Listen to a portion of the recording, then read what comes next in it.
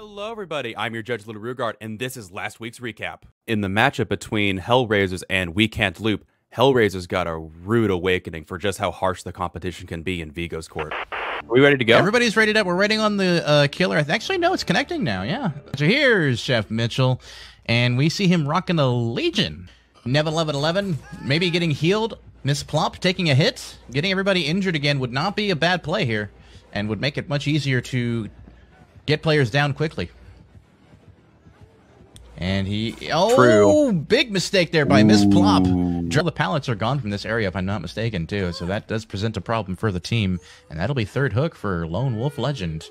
These guys still able to pull out that last gen. God, that's crazy. Even with all that pressure just now. I mean, We Can't Loop currently leading Hellraisers 22-16. But that is the last gen. I think he was just hitting his driver on hook. The snowball here at the end was just phenomenal. I mean, it was just phenomenal. Those traps just really screwed the team completely. But yeah, that was a fantastic showing by We Can't Loop, who is proving over and over again that, in fact, yes, they can. This match ended up being a slaughter. Sample Text had almost 3 times as many points as Ford Dwight's one locker in this game. This will be second hook if he gets caught. Getting caught on a wall could play out there and could get him caught right here around the corner, but he does manage to make the vault. And there is still the safety of this pallet right here. He is not going to drop it early, instead letting Bubba use his chainsaw. Bubba mind gaming, turning around, going the other way. And Jake is going to drop it at the last second, stunning Bubba, and he's not able to get the break on the pallet. I'm pretty sure he's going to go down at the window. Oh, and Bubba gets the tantrum kill. Look, for Psycho Mantis, I mean, but he is almost done with that gen. However, Freddy now has the ability to go in pressure and slug for the 4-man. Which is probably exactly what we're going to see. Freddy is coming your way. I wouldn't stay on that.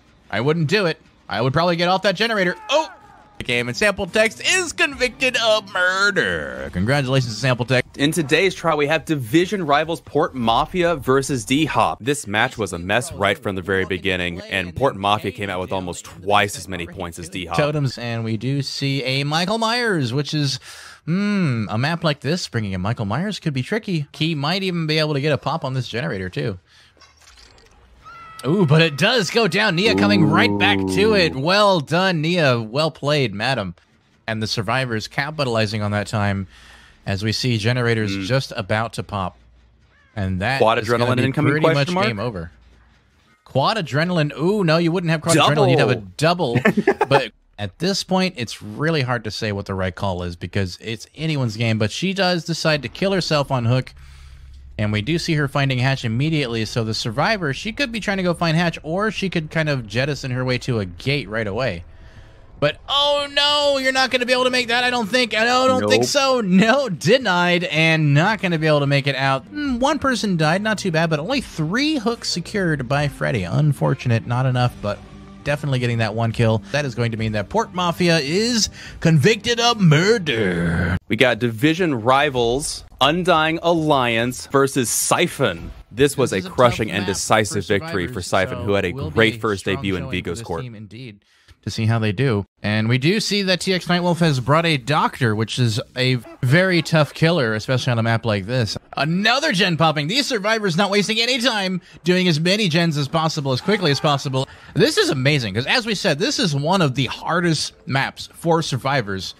And they are just playing it so well and so strong. See, all the generators have popped, by the way. Holy crap. These survivors have wasted no time at all. This is trial number 3. ICMQLX still killing and now bringing a pig. Wasting their sprint burst. And we see Corporal Kamikaze getting that first hit right off of the totem. Not able to get the totem. They like to farm totems in this game, but they didn't get to. And almost dead-harding into nothing. But the pig going for the whiffed hit, unable to get it, but is able to get the down right there at the window. Very nice play, an early down as True Tune gets the fast vault out, but it wasn't enough. And another generator popping. These survivors are definitely showing a strength. Now they have come back full force. They are not giving up easy. 6 minutes into the game, 4 generators completed. They're coming back strong in this game. On it, TX Nightwolf working on yet another box. Let's just see. Let's just see. Nope. Still not it. Brutal. Corporal Kamikaze. Now in the chase with the pig. She's still crouching around. This is an interesting, weird play. Let him boop. Boop the snoot. Boop it. Just go ahead and boop it. No, he's just wasting his time. I think what we're seeing there is, again, kind of similar to the last one. And he does get the grab off of it, trying to bait the hit, but ends up getting the grab. What we were Undying Alliance 46 to Siphon's 98 in total after trial number 4, meaning Siphon is convicted of murder. Congratulations to Siphon on your first win of the season. Anyway, today we have division rivals Loop Artists versus Flops.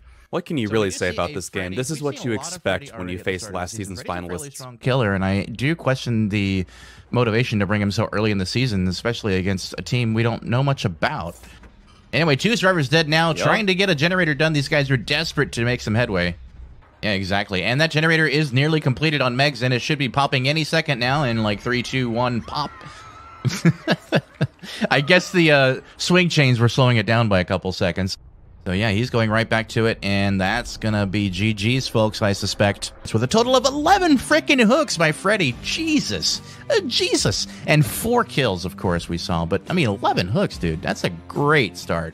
Bringing the score 85 to 58 in favor of Loop Artists, who are convicted of murder. Congratulations to Loop Artists on your win today. Today's Vision rivals are PGS, also known as Pretty Good Squad, versus Death by Pallet. But we do have a Legion, Legion being a fairly strong killer, and I believe Gothurgy is actually a Legion main. PGS came out this week and showed that they are no longer last season's underdogs. Area, but they maybe could have done something to get it down, but they kind of gens before friends, that one. These survivors are applying a lot of pressure, but Gothurgy showing his strength as a Legion, which we kind of expected. He is an expert Legion. He is a fantastic killer. And we do see him get the grab on Casper. Very nice play, and that'll be another basement hook for Gothurgy. And, of course, we see him get a total of 10 hooks, which is insane a number of hooks. That's just crazy. Ooh. And then, of course, 4 kills. So securing that 4K very nicely. And I think this is going to be GG as he's going to open the gate and they're going to get out. Oh, my goodness. The pain, the pain, the pain inside me. The killer inside me feels it so much. Oh, man. As a reminder, ladies and gentlemen, we've been watching the Week 1 matchups, Division Rivals Pretty Good Squad versus Death by Pallets. I thought it would be a little bit closer than it was, but Pretty Good Squad definitely, oh, that's backwards. Hey, what did Poggy do in that? Okay, actually, it would be Pretty Good Squad convicted of murder. I am really dumb today. I am so sorry, everyone. I'm so dumb. The match between CDM and Spine Chills was a meme fest riddled with penalties. Spine Chills has thus been removed and replaced by a deity. Their match will be redone in Week 3. I don't really know what I can say about it other than that. But yeah, we do see a lot of interesting stuff. 2 generators getting done that game. Not a whole lot going on there, unfortunately for them. But we also saw 0 escapes and a total of 12 hooks. Now, technically, he didn't get 12 hooks, but because of the disconnect at the end, it does count that last one as a hook, giving him 4 kills, and Spine Chills getting 4 to 30 against CDM. Very interesting. Now CDM, of course, leading and defending that championship title so far. And we'll see how they did going into trial number 4. But that's trial 3? That went, no, I'm making an executive decision and recalling this. Recalling what? Recalling this game. Match? I don't know what you mean. I think he's saying we're just calling it over. There's no way they can come back. Not only that, but they clearly think that this is a joke, and I don't take that very kindly. Okay. Ladies and gentlemen, we are calling it quits here for this one, so I think that's going to be it for this. All right, folks, we're looking at Division Rivals today. And last but not least, we have our match of the week. We overslept an Object of Depression. Game 1 was exciting, with Real Zappies taking the Twins and managing to get the 4K. Playing the Twins, doing really well so far, but the survivors not making any waste, using as much of their time as possible to just complete generators. About to see another generator pop in just a moment. Oh, Salty Medic running right into the killer. Unlucky. FXCKZ trying to get the victor off of them. It is very hard to keep up with what's happening, but I think I kind of, like, there's just so much slugging and downing, and this is very standard, by the way. This is standard affair that I've seen with this killer, is that there's just a lot of slugging going on. And this can really prolong the game. I think this is why the game gets prolonged, is because of all the slugging. Good God, that's hard to look at. Okay, let's get off of that screen. The real Zappies now going in for the down. But, I mean, look, they're getting gens pretty much close to done. I mean, look how close that was. I mean, they could theoretically recover from this, at least in part. But if Bill goes down, that is going to be death hook for Bill, although Fang hasn't yet been hooked. And she could potentially find Hatch and get out. And she does use her Styptic agent, trying to get a little bit extra. She's going to maybe on purpose take a hit, but Victor overshooting it. This is a tough one, and she does go down, not being able to get her Styptic agent used, unfortunately. And that's going to mean, of course, that Object of Depression is currently in the lead going into the next trial. Trial Game number 2 is a very close match. Object of Depression giving Zed a couple extra hooks at the end, but still managing to get two escapes. Effectively trying to get hits on everybody, maybe? No, stopping it first. As we see now, the killer is going to have a total of 5 hooks this game so far. And all generators now popping. Fantastic play by OOD, getting all the gens done, and only... Oh, the real Zappies could be the one to go down at the end here on second hook. Let's see how he does. Dead harding to the pallet for distance, but it wasn't enough. Going down as she drops it. That is unfortunate for the real Zappies. As we see, probably Brizzo and Isoaked and Bleach going for the unhook and perhaps opening a gate at this very moment, which I think is exactly what we're seeing. And Legion stuck for a moment there. Now back again.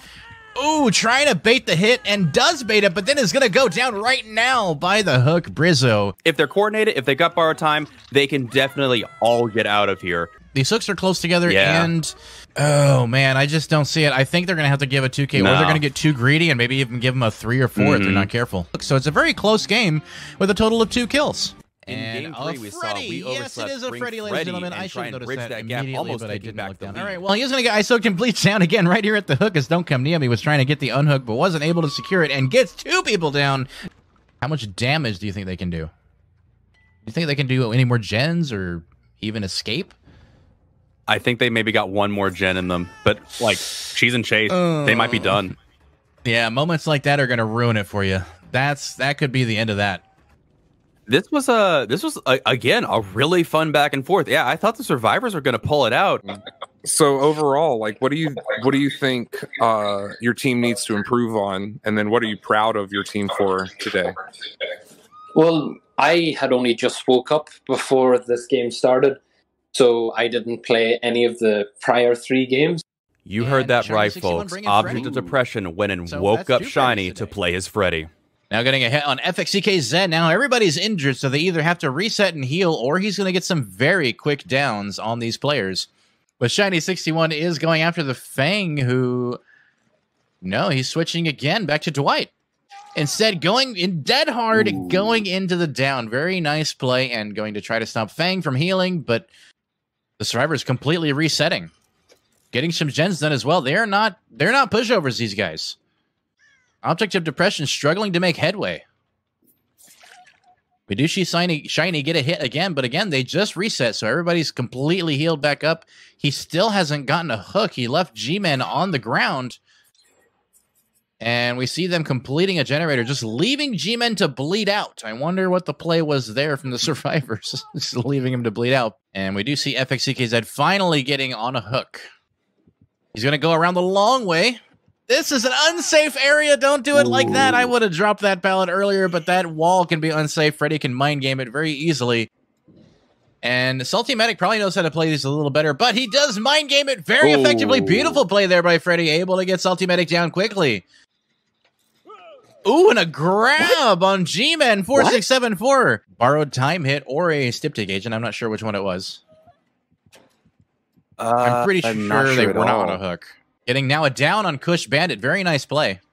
Brizzo says, watching this stresses me out so much. I'm feeling it too. I feel like you guys are wondering why I'm so off, and it's not for any particular reason other than it's just hard to follow. Now, we did see her pop her Styptic agent, and he is waiting it out. He is waiting out those 8 seconds very carefully.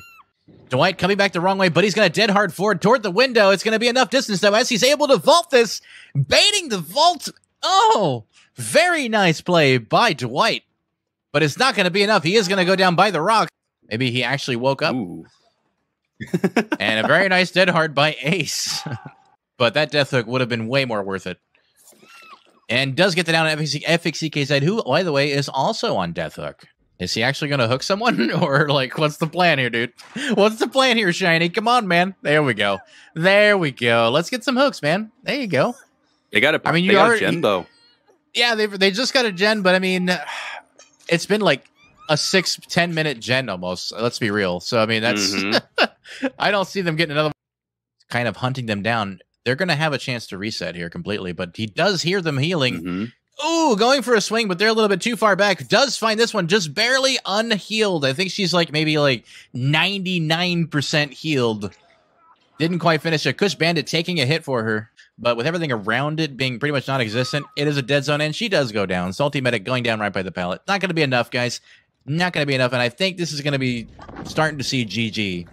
And that was trial number 4, with a total of 3 generators getting completed that trial by the Survivor Squad. No escapes, unfortunately. A very close game at the end where maybe Dwight could have made it, but 11 hooks, ladies and gentlemen. 11 hooks and 4 kills. Phenomenal plays by Shiny61. A total of 77 to 54 in favor of Object of Depression. Phenomenal scoring all around. Object of Depression is convicted of murder. Easy. I didn't put y'all in the top 3 in my rankings last night, but after that showing from Cormac, I might have to reconsider that. Shiny, my man. Did you come in with like a chip on your shoulder? Were you trying to prove something? Because it just felt like you were... I don't think I've ever seen you play so well. I think that's the best I've ever seen you play. I don't know whether to take that as a compliment or an insult. Well, I had only just woke up before this game started, so I didn't play any of the prior 3 games. So I came into it, and I think we had a 3-point lead coming into my last game, which meant that all I needed to do was break even beforehand. So that made my life an awful lot easier rather than going in under a deficit. And then there's just some small tweaks, maybe small decision-making things that can have a larger impact long-term, but there's no real major issues.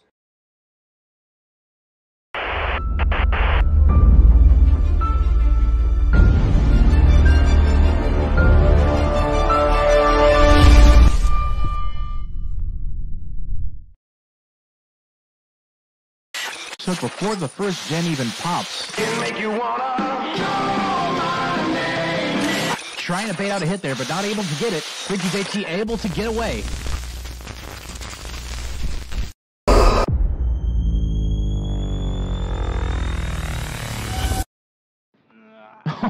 That was a missed decisive strike.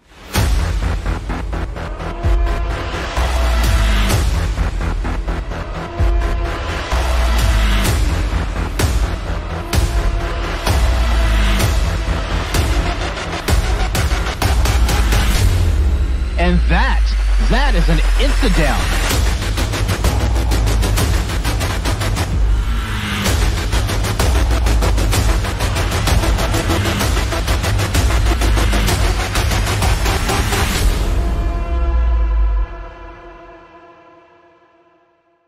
Damn mute. Oh, he's peering over. Hey, look at you peering over the static. How beautiful. I have broken through. You cannot contain me. Hello, everyone. Welcome to Vigo's Court. I'm your Judge Little Rearguard, and with me is Counselor Poggy. And today we have a very exciting game for you guys. Let's see what's on the docket. Yeah. Let's check it out. Check it out. In today's trial, we have Undying Alliance versus PGS going head-to-head on...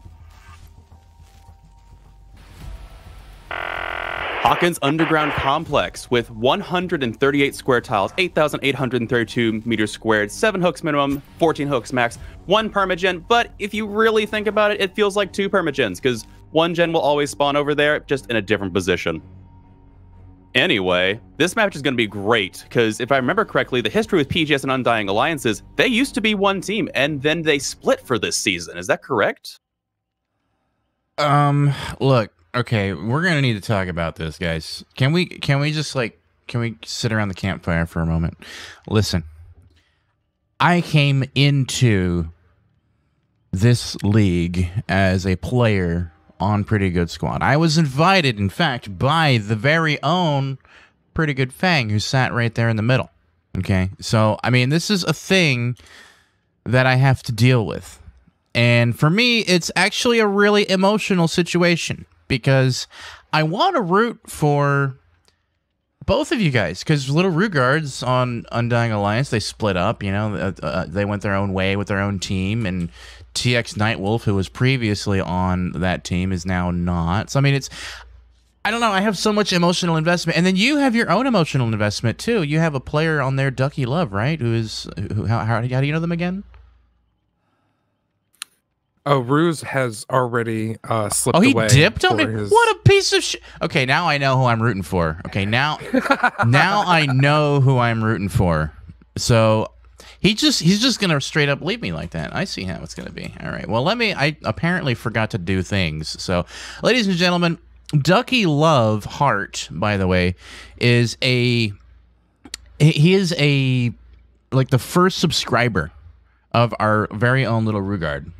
And I'm gonna go ahead and switch back to spectator. They're gonna start, and I'm gonna roll the rules video. I don't know. I'm so torn on where this is gonna go. I really am. And thank you, by the way, for all the immediate follows and hearts and everything, and people who came in and started hosting us. Appreciate it. We'll be right back in just a second. We're gonna check out them rules, and then hopefully this goes well. I just don't know what well means. Hello everyone, we're going to be going over these rules and explaining how they work. So, 2 teams will go head-to-head, playing each role twice for a total of 4 trials. In play order is home team kills, survives, and then kills. In addition, teams get points in the trial for objectives, escapes, and hooks. And teams can't bring or use keys, iridescents, event items, or add-ons. Survivors can only bring 2 of a per-core item. Survivors can only bring yellow and brown items, and BP bonuses are awarded post-trial. Broken rules may result in penalties or restarts. Ladies and gentlemen, we're back here again with Week 2 matchup division rivals Undying Alliance and Pretty Good Squad. And again, I just have to say it, I am nervous. Because I don't know who to root for. I truly don't know who to root for. I guess I'm just going to try to do my best not to get too emotionally invested while I do the commentary, but my goodness, this is going to be rough. Okay, let's go. So immediately, Rugard, we see him rocking, I do believe this is a Legion, which this could be a tough killer on this map for sure. And for some reason, once again, this is showing the wrong trial number, so I'm going to switch all that off. I don't know why it always does this to me, but it does. So... Ooh, and immediately getting in a chase with Steve, maybe? No, abandoning Steve. Who's it going for? Let's go find out. Ooh, following Gothergy. Okay, so he's going to get the hit on Gothergy. Gothergy immediately going to start mending. And we see Rugard using his killer instinct to find the other survivors.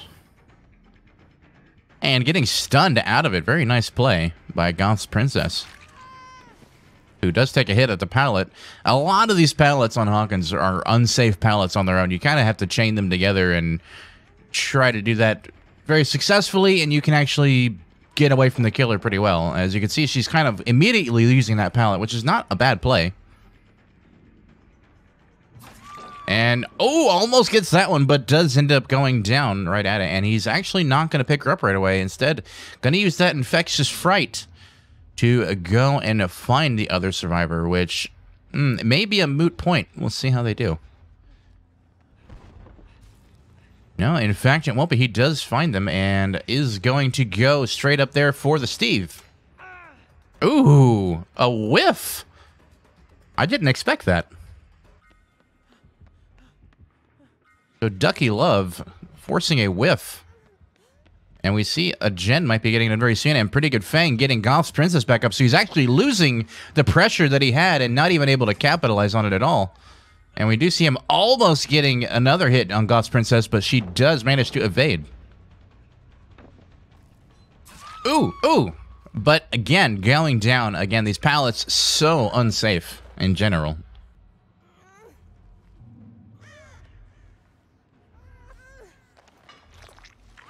And that will be a first hook for Goth's Princess. Not for, well, yeah, for Goth's Princess, but really for Little Rugard is what I was trying to say. God, I feel so nervous. Like, I don't normally get nervous watching games, but watching Undying Alliance and Pretty Good Squad going head-to-head is just really hard for me. Pretty Good Squad now on their first hook with finishing a gen. Nice. Okay, I was going to say with no gens done, but then they just finished one as I'm saying it, so GG to that one. Let's see how they do. We see Killer Instinct giving him a lot of information, but he's not able to catch up to them. They're doing a very good job of evading, again. Not really letting him use that power too effectively. Let's check in on our survivor friends. Pretty Good Fang. Ooh, kind of walking into Rugard. Gonna take it down before she gets to the pallet. That is unlucky. And that'll be first hook as well for Pretty Good Fang. Goth's Princess now off the hook.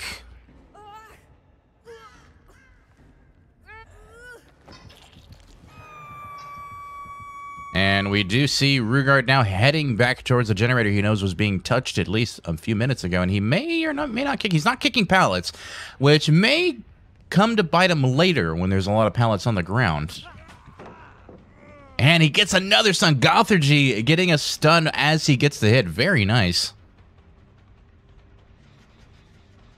And interrupting the gen with Hex Ruin. Joker the Wizard says, these pallets are so unsafe. Unless I'm the killer, then they're all God pallets. Yeah, I know how you feel. But really what it is that if you're against a survivor squad that knows how to use the pallets, you have to be able to, say, like, take two of them that are close together, two unsafe pallets. That's why they're so close together. So you can actually chain them together and make your own sort of safe loop out of it. But I feel your pain. I do. And he uses his power on Gothergy, who was just unhooked, but does miss him. I don't think he was actually necessarily going for a hit because he's already in deep wounds. Instead, he just wanted to see if he can catch up, but he doesn't go for it. Another pallet. He does kick this one. Let's try to get this view from Steve. And we see Steve using a balanced landing. Ducky Love getting some distance on Legion and taking a hit right at the pallet. He maybe could have made that vault without taking a hit, but I think he deliberately decided not to. I went ahead and gave him the deep wounds hit. And once again, canceling his power up against the wall. And these gens are almost getting done. Once again, only 2 hooks to 1 generator completed. So very, very close matchup right now. As we see now, Pretty Good Fang vaulting one of these unsafe pallets and leaving it immediately, then going for another one. This is kind of what I'm talking about, where you want to chain these pallets together. And that's exactly what she's doing. Hey, and thank you for Joker the Wizard joining the jury. Appreciate it, brother. Hope you're having a wonderful day, and thank you for the support. And we do see Gothergy healing himself up. Goth's Princess fully healed as well, and Pretty Good Fang now working on some totems. And he does actually finally gets another down on Ducky Love. So again, keeping the score quite close. 3 hooks now to 2 generators completed. As we maybe kind of missed that down. I don't know. I just wanted to check on our survivor squad and see how they're doing, but just missing 1 hit. I apologize. And he is going to start kicking some pallets now. This is what I was telling you. He wants to make sure not to fall behind on these pallet kicks. Goth's Princess now taking a hit, using that Killer Instinct again to find some more survivors, going over toward the hook, as we can see. And going to get the unhooked. Ducky Love going to take a free hit. Pretty Good Fang kind of doing similar. Also taking a deep wound hit. Everybody except Gothergy being completely injured and having to mend. And she's probably going to take it down here because there's no pallet anymore because he did finally kick it. Very nice. However, we do also see totems getting completed. Very, very good. So both sides feeling pretty even in strength at the moment.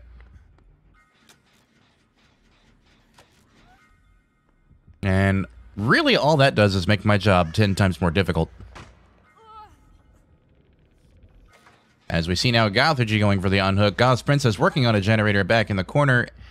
And I think these survivor squads, they really want to get Hex Ruin out of the way. And we do see that Pretty Good Fang is once again being attacked.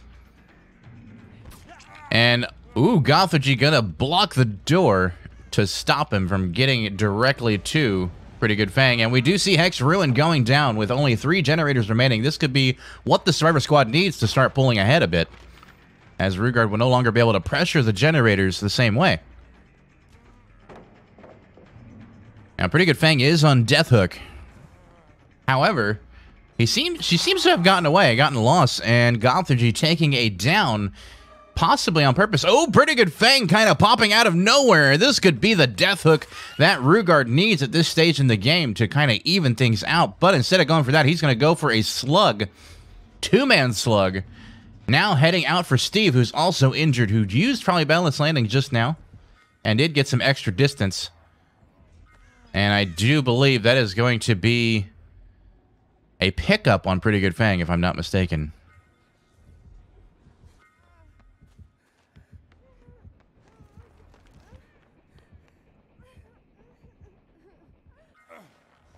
Ooh, going for Gothorgy instead. Pretty Good Fang actually getting up, so giving her a little bit of extra time. Gothorgy's only on first hook. Probably would have been smarter to just take the 2-man slug and go for Pretty Good Fang instead of Gothorgy, getting that extra down. But, ooh, Goth's Princess going down on second hook. Gothorgy gets off the hook, though, and Goth's Princess going right back on it. So now we're seeing a little bit of a snowball from Rugard as he starts to pressure these survivors a bit more. And without Ruin, that is making it more difficult for him, but the slugging has really been coming in handy, and Pretty Good Fang now fully healed. Ducky Love taking a heal. Little Rugard going after Gothorgy.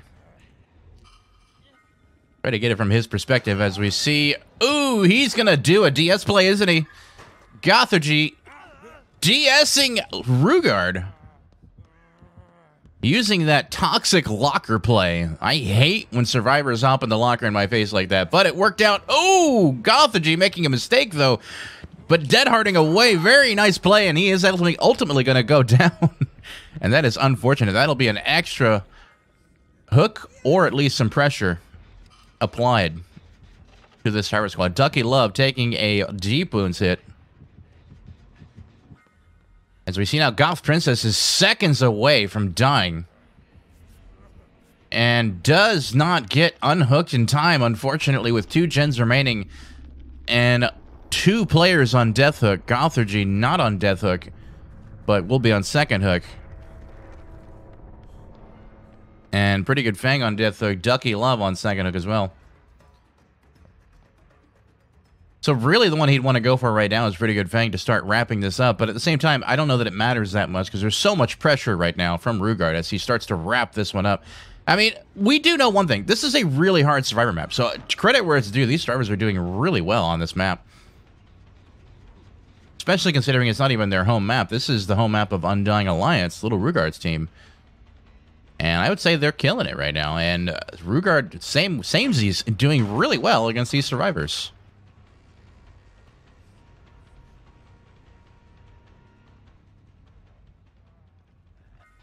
This is really anybody's game. I mean, there is a lot of pressure right now from Rugard, but at the same time, he very well could get some extra downs, or these survivors could get some extra generators and maybe even get them down. But Ducky Love gonna take a down right by where there once was a pallet,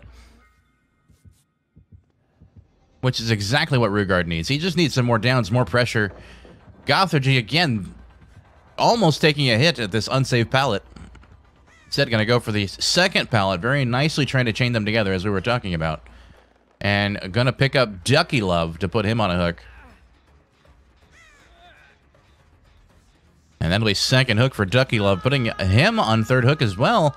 Gothorgy, the only one not on death hook right now.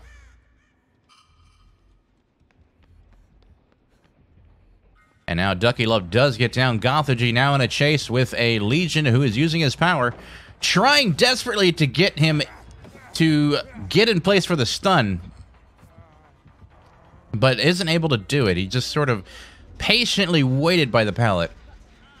Pretty Good Fang also taking a deep wounds mend hit.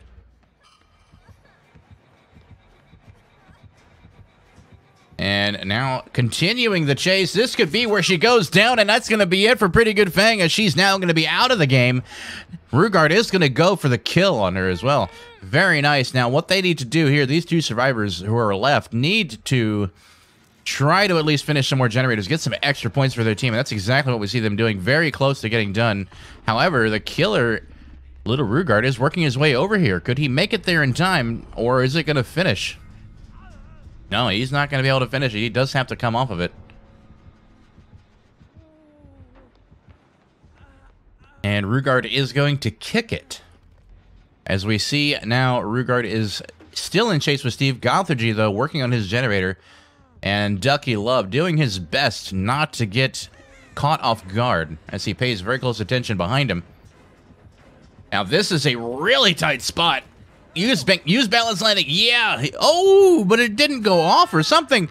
He got exhausted, but balance landing didn't go off. I don't know what happened there. I don't know what happened, but he does end up going down. However, Gothergy nearly completed on his generator. Gonna get those extra points as they know they're probably gonna get 4K'd.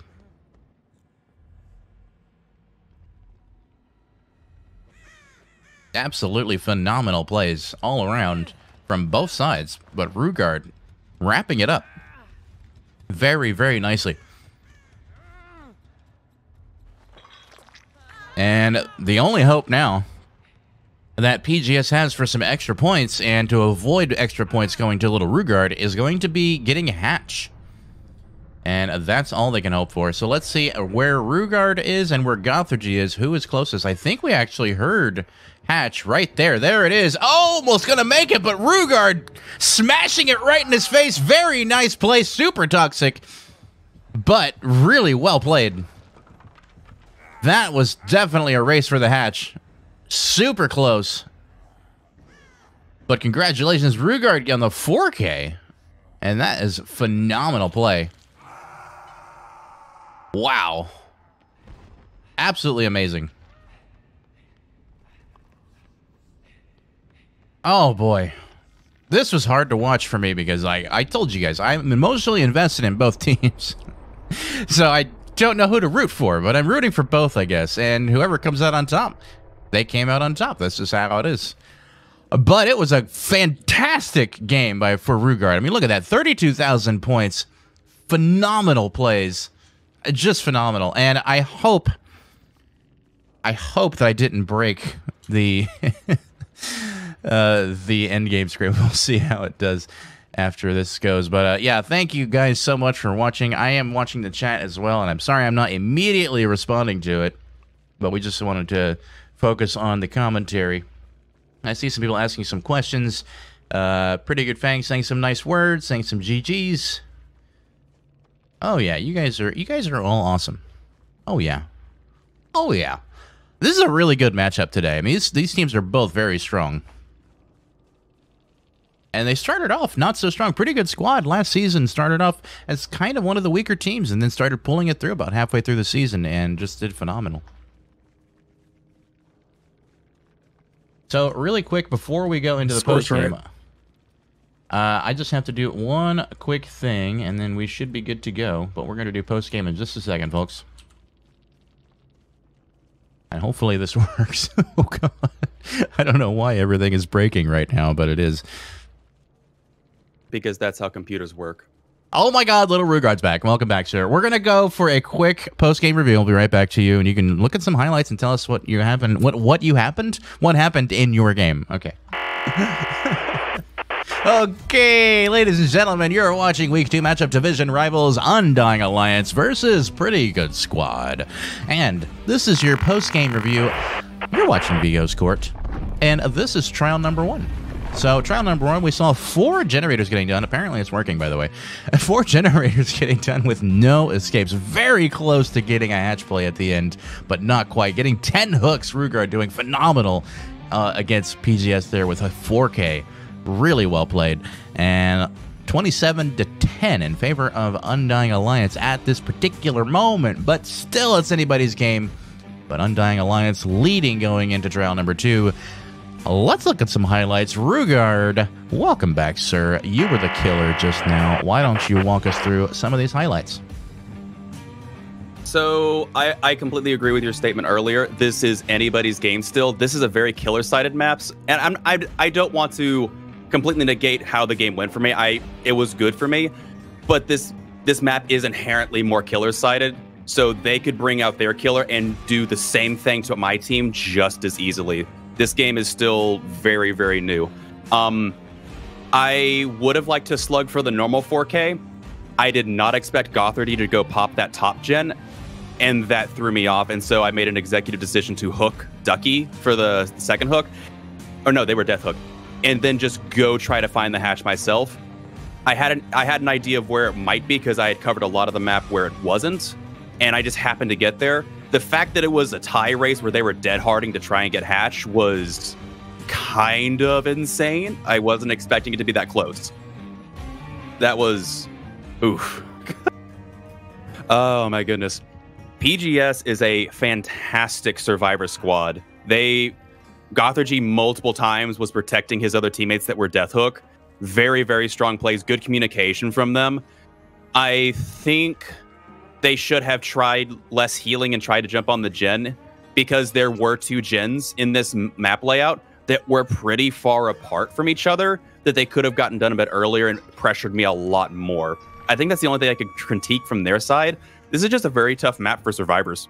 I'm surprised my team even chose this map. I still think that they are masochists for choosing this map. Also, right here, specifically, that one, the long room right there, I was getting so mad, and I had to, every time you play this map, you have to rewire yourself because the doors are randomly spawned, and that entire side is cut off. There's no doors on the one side of that long room, and it is crushing to do a chase. He's like, oh, I'll go cut them off. No, you can't. You have to go behind them because that's the quickest way to them. But besides that, very well played from them. I'm curious to see how they respond in the next two games. I'm also happy that I get to watch the next two games and not have to play again right after that. That was fun. That was a good amount of adrenaline. Are you feeling it? Watch. Oh gosh, it was so hard to watch. It was hard to watch because I'm so emotionally invested in both teams. I can't even. You know, I don't know who to root for. Yeah. Shout out to Ducky. Love you, brother. Oh my goodness. And yeah, what is your relationship with Ducky? Can you just expand on that? Ducky is one of the first people, when I started streaming about 6 months ago, they were one of the first people that jumped into my stream. We were both streamers at the time, and they're just a really, really close acquaintance / friend of mine from the streaming time. I don't know if they stream as much as they used to. I know they've got a lot of stuff going on. Now they've got, the league as well. They joined up after seeing that I was involved, and I'm glad they did. I'm glad they're here. I think they're going to do great things. I know that they can play a fantastic killer, so I'm very interested to see what they do. I don't know who's going to be killing next round. They've got two killers that are really good. We have a different killer in here than I expected to see. It's someone named O Redneck. Oh, really? Okay. No, O Redneck. Well then. Not O really. Dang it. Sorry, you kind of walked into that one. You're killing me. Yeah, no, I ran headlong into it. No. Yeah. Oh man. What So go for it. Sorry. No, I was just gonna ask, did it feel good getting the 10 hooks, or did it feel almost dirty, because you respect these guys? I don't know. It's hard for me to judge it from that perspective. Honestly, I was more surprised they let Goth die on hook. Yeah, Goth's Princess dying on hook. Yeah. Not to confuse it with Goth or G, Goth's Princess. Right. I was not expecting that to happen. I think that was the dirtiest. I was like, oh, I pressured them to the point they weren't able to even get a save out of that. Which is it's a good feeling, but it's like, ooh, yeah. Also, pretty good Fang. Nothing against you, but I was definitely going for you. Gothardy made the correct play to protect you. I was definitely just going to eat that DS and down you again. Yeah, I talked about that when I saw it happen, because he was blocking that door, but then Pretty Good Fang kind of popping out in front of you on accident and gave you that extra down anyway, but then was able to get back up and completely avoid the down temporarily because you went for Gothardy instead after you had the two-man slug. And what I was saying is, even though that was kind of a mistake, you still capitalized on it anyway, and you still had plenty of pressure, so it wasn't a huge mistake. It was a very minor choice mistake where you could have gotten pretty good Fang on the hook much earlier for that third hook. But I mean, you know, I didn't and maybe know if that's they why still that had fourth DS gen up. popped. And that could be why the fourth gen popped. But if you were afraid of DS, I understand it completely, and that totally makes sense. And yeah, Malotes. Okay, so let's put it this way: 2-man slug. If I eat the DS, it's way worse for me because that means I don't have it down, and I know the Gothragy's about to get back up. As opposed, it's just, I don't know. It's micro decisions. It ended up working out. It's like you said, it could have just as easily gone the other direction for me. So, also, we got a Poggard high five redeem we need to do. I don't want. Okay, let's do here. I actually have you way bigger than yesterday. So yeah. Let's, okay, I'm right so there's big. perfect. There we go. Oh, there's your Poggard high five. Ladies and gentlemen, we hope you're enjoying the show. I'm gonna give Rue a moment to just breathe because I know he's feeling some adrenaline. So really quickly, don't forget to subscribe if you haven't already down below. Let's do some subathon. That'd be some fun stuff. We have a lot of amazing subscribers who have already joined the jury. We'd love to have you. Don't forget to follow if you're new here. We also love having you on the follow squad. And welcome, everyone. You can go to vigoscourt.tv to get some amazing merch down below. You'll also see a list of commands. You can do ! Commands to see all the commands that are available to you. Also, if you're interested in joining the league, go to vigoscourt.com and check it out. So let's go take a look at our squads. So here we go. This is the squads. I got to say one thing. You said something that just caught my attention, and that was subathon. So when are we going to have a 12 to 24 hour schedule where it's just nothing but games back to back that we commentate on? When's that happening? Can we talk about? I don't know. Can we talk about that when we have like 50 people who can stream? That'd be amazing, but I don't think it's happening anytime soon. Yeah, you're right. Sorry, pretty much just the two of us at the moment. Oh boy, when's the Poggard fanfic? I don't know. You guys, I'm not doing it. You guys are the fans. Yeah, I was gonna say. Yeah, it's all called right, fanfic. Really quick, we're going to go take a look at the rules for the killer side and how those scoring points are working for them. All right, everyone, we're going to be looking at how the game works from the killer side. Now, killer points. Each survivor is worth a total of 6 points per survivor. First hook is 1 point, second is 2, and third is 3 points. Progressing is only 1 point. Killer bonus points. Every 5,000 blood points is 1 point. Getting to hatch first is also 1 point. A killer can only be used a total of 3 times in the season. Killers have a 150 millisecond ping limit. Also, should a reset occur, the killer and perks must remain the same. Bringing the wrong map is a forced reset, and minus 10 points. Bringing a killer a 4th time is 10 points off, and changing a build after is also 10 points. Not being on the roster is a 5 point and a reset. Okay, folks, welcome back here to Week 2 matchup. Division rivals Undying Alliance versus Pretty Good Squad. We're about to jump in now into trial number 2. Undying Alliance is currently leading, not by a huge margin either, but a strong enough margin. But again, Rue was saying it already that this map tends to be killer-sided. So really, it's anybody's game, like we were talking about before. Now, PGS is going to be killing with a killer I've never actually seen before. So I'm curious how this is going to go for them. But I can't imagine they would bring a killer that's not good. Knowing this team, they probably vetted him quite well, I would have to assume. Troon. Oh, Redneck playing a Wraith. Whoa, that is an interesting choice. But this map does kind of lend itself to stealth killers. And that is something we're probably going to see today as a couple of stealth killers, I hope. And that's exactly how it's going to work. She's going to get hit immediately. Canadian Beast 55 taking an immediate hit.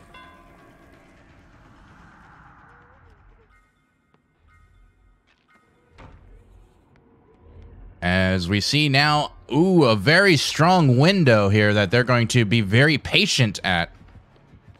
That window is probably one of the strongest windows on this map, if not the strongest window. 100%. And played correctly. Ooh, but who's that getting in the way? Is that a Cheryl just kind of jumping in the middle of Chase, taking a hit? Corporal Kamikaze gonna have to run away and get out of the way there. Very nice, getting a free injury. As we see Troontoon working on a generator. Oh, Redneck once again having to stealth back up, not getting too dedicated to Chase. However, these survivors are prepared. But that is an unsafe pallet, and Canadian Beast trying to vault over. It is going to go down ultimately at the pallet. That'll be first hook for our good friend Canadian Beast 55, and we do see a thrilling tremor, which gives the killer some information, but he didn't use it, which is curious.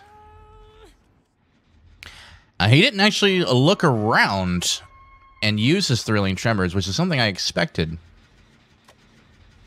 However, he is probably going to be able to use that a little bit later. We'll see. Oh, a Spirit Fury, too, with Enduring. Very nice. Oh, Redneck making some interesting perk choices. So we have Undying, Enduring, there we go, and Spirit Fury with a Thrilling Tremors so far. That's really fantastic. And we do see TX Nightwolf going down, but the survivors meeting up in kind, getting a generator out of the way. And one thing worth pointing out is he doesn't have any gen regression yet. We haven't seen him kicking any generators. We haven't seen Hex Ruin going up. Nothing.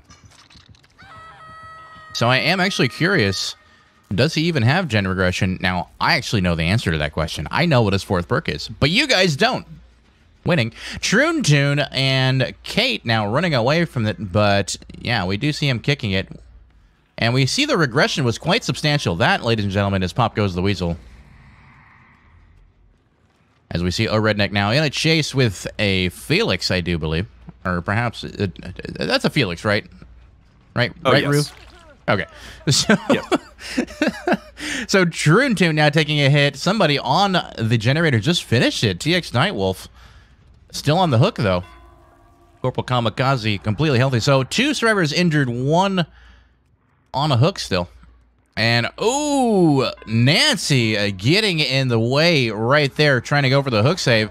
Almost able to take a swing, but is able to drop the pallet just in time. As we see TX Nightwolf kind of forcing his hand going into stage 2. And trying to get that 4% unhook, but not going to be enough. He is going to have less time now on the hook, but they are going to get the unhook, I believe. Yeah, here goes the unhook. However, he is on stage 3 now. He gets, if he gets downed again, that'll be a death hook for TX Nightwolf. Canadian Beast going down very quick, though. This pallet easily is the worst pallet in the game. I just want to say, that is easily the worst pallet in the game. For and sure. I mean, like, in the entire game, it's one of the worst pallets. Canadian Beast, though, on second hook. And TX Nightwolf, not being spotted, is getting away. 3 generators done. This game going a little bit faster for these survivors than it went for the previous set of survivors. Trying to confuse him a little bit with his bing-bongs. As we see Redneck now getting in front of Nancy again, who is now going to take a hit. 2 injuries again and 1 hook. So some pressure, but not a ton of pressure. Definitely some pressure, though. TX Nightwolf working on one of the far generators, as we see probably the other server doing the same thing, and they were up top there for a moment. Going to get the unhook, though, on Canadian Beast. Now, just getting another down here would be super strong. Troontoon taking a hit, has not been downed yet or hooked. Personally, I would be focused more on one of the survivors who's on death hook. There are now 2 survivors on death hook. And that's them right there. TX Nightwolf and Canadian Beast are both on death hook. However, Redneck gonna have his work cut out for him to get that. Let's see how he does, as we see now Canadian Beast working his way up. We see both death hook survivors up here. Who's he gonna go for? The one that's most out of position is the one you go for, and that's exactly what he does. Not even going to be afraid, though. This one, oh, you're not on death. You're not who I thought you were. You're Corporal Kamikaze. I thought you were Canadian Beast. My mistake. Wow. So, not able to secure a death hook yet. Unfortunately, with 1 generator left, this is going to get really tight now for PGS. Oh boy, Canadian Beast 55 way over here. On the other side, they're going to try to reset and heal up, I think. Troontoon working on the top gen. Oh, Redneck kind of waiting by the hook. Ooh, making some mistakes here, perhaps.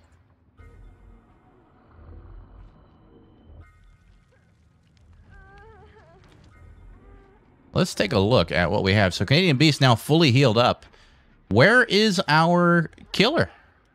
He's camping the hook. Oh, this is a rough one. You do not want to be camping on first hook, I don't think. I would be hunting down survivors. Knowing, especially after seeing that first heal, I'd be trying to figure out maybe which way they went and then not deviating too far from the hook. Maybe proxy camp a little bit, but it looks like they might actually progress to stage 2, though.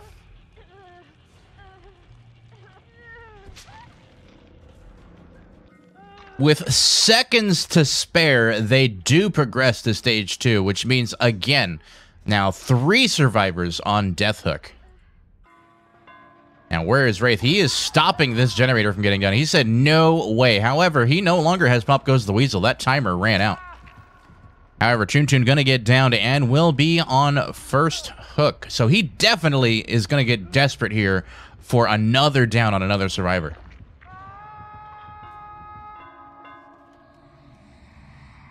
He's seeing some scratch marks and seeing some survivor auras, but not going immediately for it. Instead, going back up to the top of the generator. Going to go try to kick it with Pop Goes the Weasel. And does get the kick, which is exactly what he needs at this moment to secure this. And like I said, this is still anybody's game. This killer can still make up for this, and we see him making all the right decisions right now. However, these survivors were made, no joke, they're pressuring. They're pressuring hard.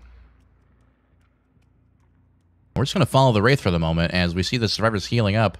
They are up here working on a gen, and ooh, we have an injured survivor in. She is actually 99ing her heal. Very nice. Baiting him into coming out, and he does come up. She gets the heal back off and does take an injury. However, is she going to get down here? Ooh, that was close. Dropping down in very, very fast, but not going to be fast enough as she is able to jump away from... Oh, Redneck. And now he's going to go back to this generator, hoping for the best. Wants to get an unhook, maybe, or an unhook, a grab, but not going to be able to secure a grab. Maybe getting another down on Troontoon wouldn't be too bad. However, don't think he's going to be able to get it here. Troontoon playing very well around these 2 windows. Ooh, but then leaves it and then going for, well, like we talked about, the least safe pallet in the game. Yeah, this is pretty much an insta-down for him no matter what. Yeah, that's literally the worst pallet in the game easily. And he's going to leave him there. He's not going to go for the hook right away. Ooh, but that generator's going to pop instead. That's unfortunate, and he's going to have to go back up for the hook. Let's check on our survivor friends. We see them TX Nightwolf going for the open on the gate and Corporal Kamikaze doing exactly the same thing. Now, we do have to point out, and we also see Hatch there, we do have to point out that this team is on their home team, on their home map. Undying Alliance, this is their home map. So they have a lot of practice on this map. And that is definitely showing. And I do believe this is going to be a full 3-man escape. But possibly a 4-man if they get the unhook. And we do see Corporal Kamikaze running in for it.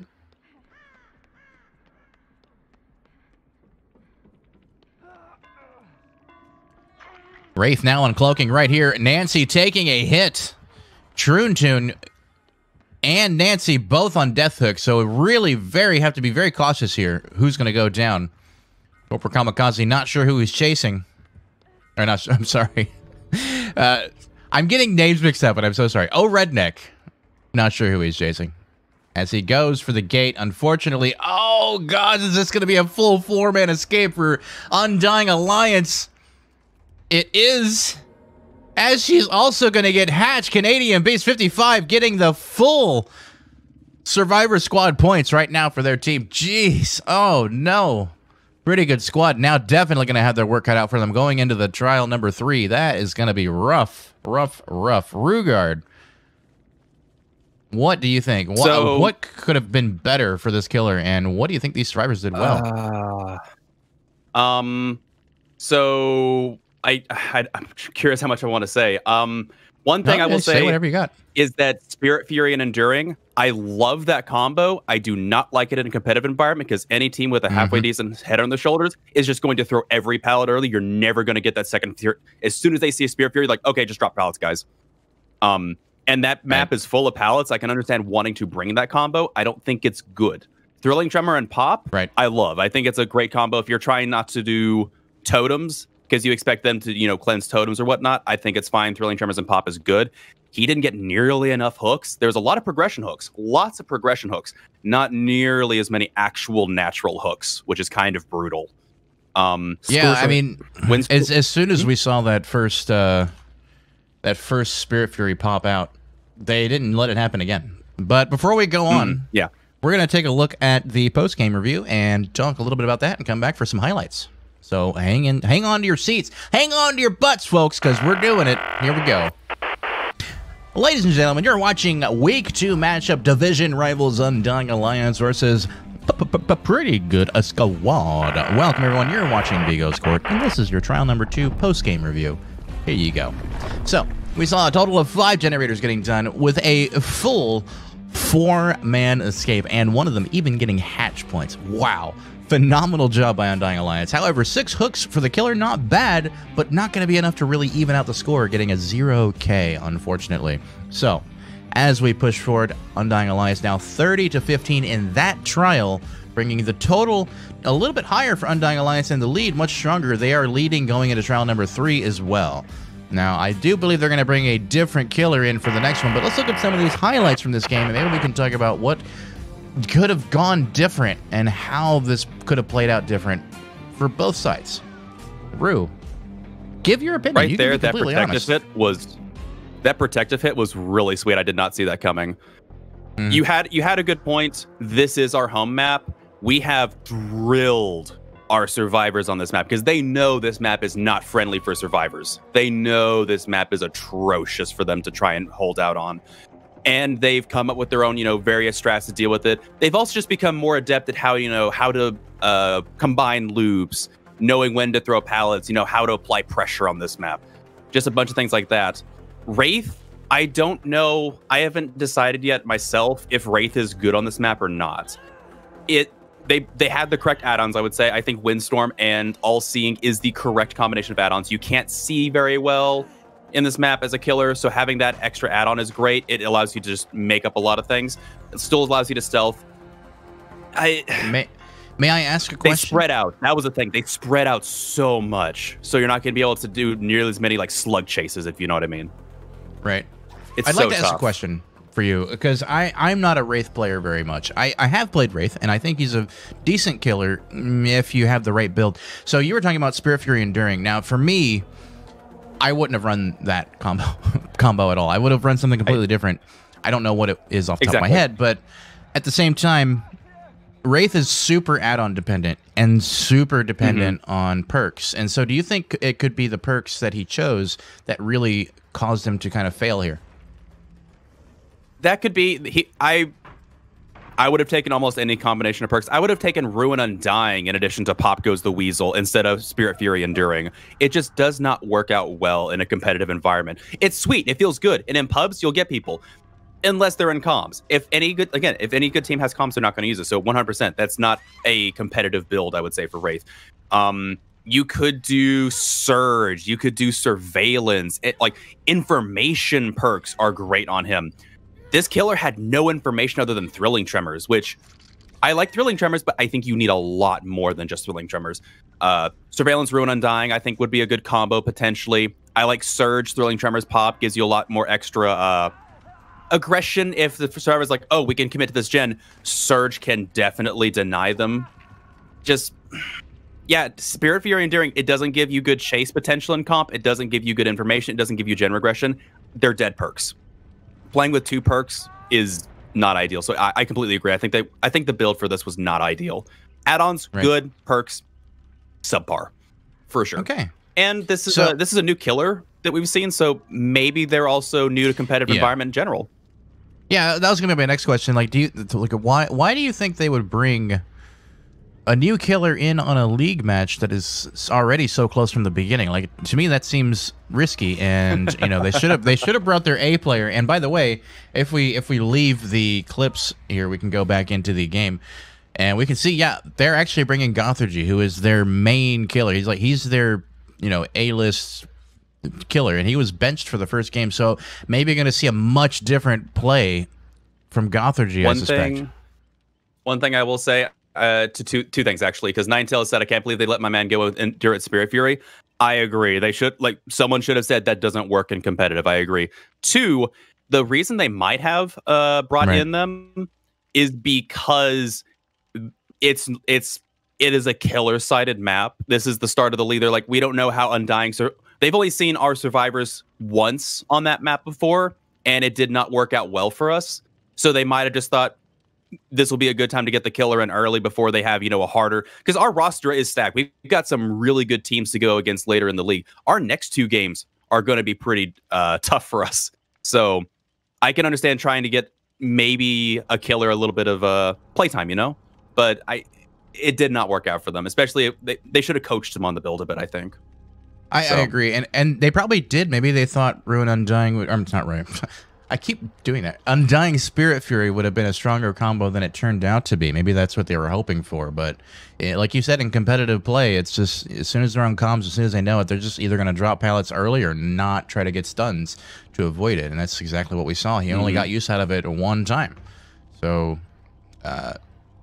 yeah, I mean, he went for most of the game. He was a 2-perk killer as a result. Yep. Which, tough. Maybe Brutal Strength would have been better to get pallets out of the way faster, and during Brutal Strength, Strength would have been better. 100%. Yeah. If you want to deal with pallets, you know, that's another way you can do it. Brutal Strength gives you that extra time, and of course, that's exactly what you need in a map with such short pallet loops. So, and on top of that too, there's a lot of pallets on that map, but a lot of them are not safe pallets. There's a lot of really, really bad pallets in that map, and sure, Brutal Things would have been better than those two combo, for sure. Even if Ruin Undying got popped like within the first 2 minutes, you would have gotten more use out of it. Just... Right. Spirit Fury Enduring does not work in the competitive environment. I wish it did. It'd be sweet, but... Nah. All right, well, that is your highlight review, and we talked a little bit about the game, how it's going to go, but... They're readying up. Everybody's readying up. We're about to connect in. Let's take a look at the rules for the Survivor side and how those points work. All right, folks, we're going to be looking at how the Survivor side earns their points. And let's look at all their objective score points, counting down from 5 generators. 5 and 4 are worth 1 point each. 3 and 2 gens are worth 2 points each. And 1 is worth 3 points. 1 escape is worth 1 point. 2 escapes is worth 2 points. 3rd escape is worth 4 points. And the 4th escape, a total of 5 points. Every 16,000 scored is worth 1 point. First to hatch also gets 1 point. Survivor penalties: bringing banned or limited items, perks, or add-ons is minus 10 points. Changing build after reset is also minus 10 points. And starting with the wrong skin or avatar or a non-listed roster player is minus 5 points as well.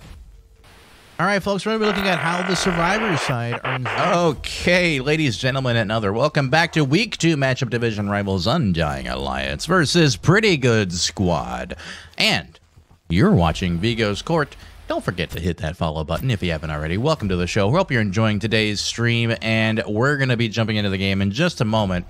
And we have, like I said, a lot to talk about from this one. These two teams they have a history. They have a history with each other. They go way back, and it's just super exciting. And now PGS is getting a little bit crushed right now, but it's still anybody's game. It's not far enough away that it's unrecoverable for PGS. However, Undying Alliance is a pretty strong team, so we'll see if they're able to hold it down. As we see now, we have TX Nightwolf, Corporal Kamikaze, Troontoon, Lieutenant Betty Beezer, and a Gothergy playing another Wraith. So 2 Wraiths. So they're getting another Wraith out of the... You know, this might be just, let's throw away Wraith. Let's just get rid of him. That could be what they're doing too, so I don't know. Tough one to say.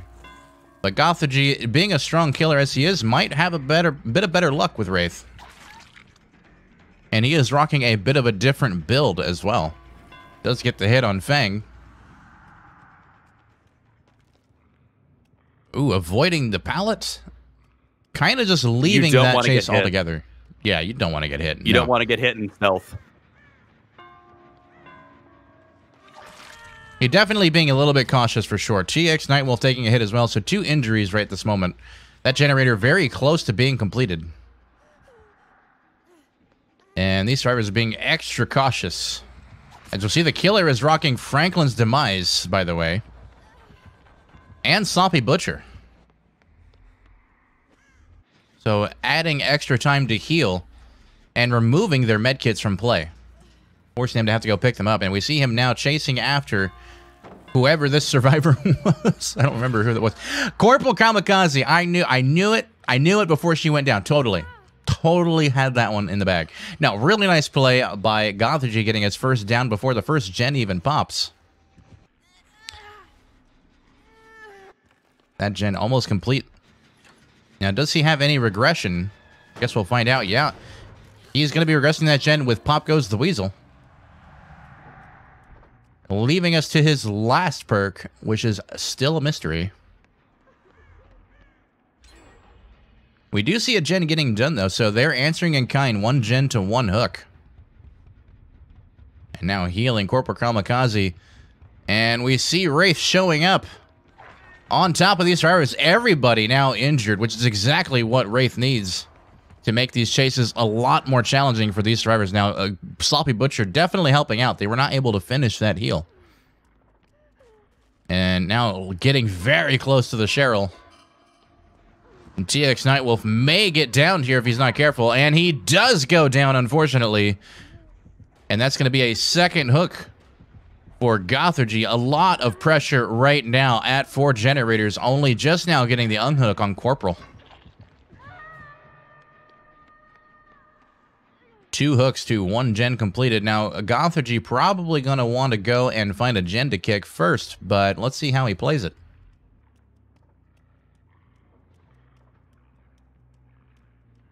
We do see 1 survivor getting healed, using inner strength to do it. And Corporal Kamikaze going down again. Now, he may be afraid of DS, and he is. I'm not going to tell you whether or not she has it, but she might. She might have it. TX Nightwolf getting off the hook, and we see Truntune about to take a hit. But playing that pallet really nicely. However, does ultimately take a hit on the balcony catwalk, or whatever you want to call it. And they're going to go heal off in the corner. These gens are not getting done right now. There's way too much pressure, way too many injuries, and they're trying to reset a little. However, he is going to go now back to Corporal Kamikaze, who, if they are rocking DS, which I'm not going to tell you, but if they are, it would definitely be gone by now.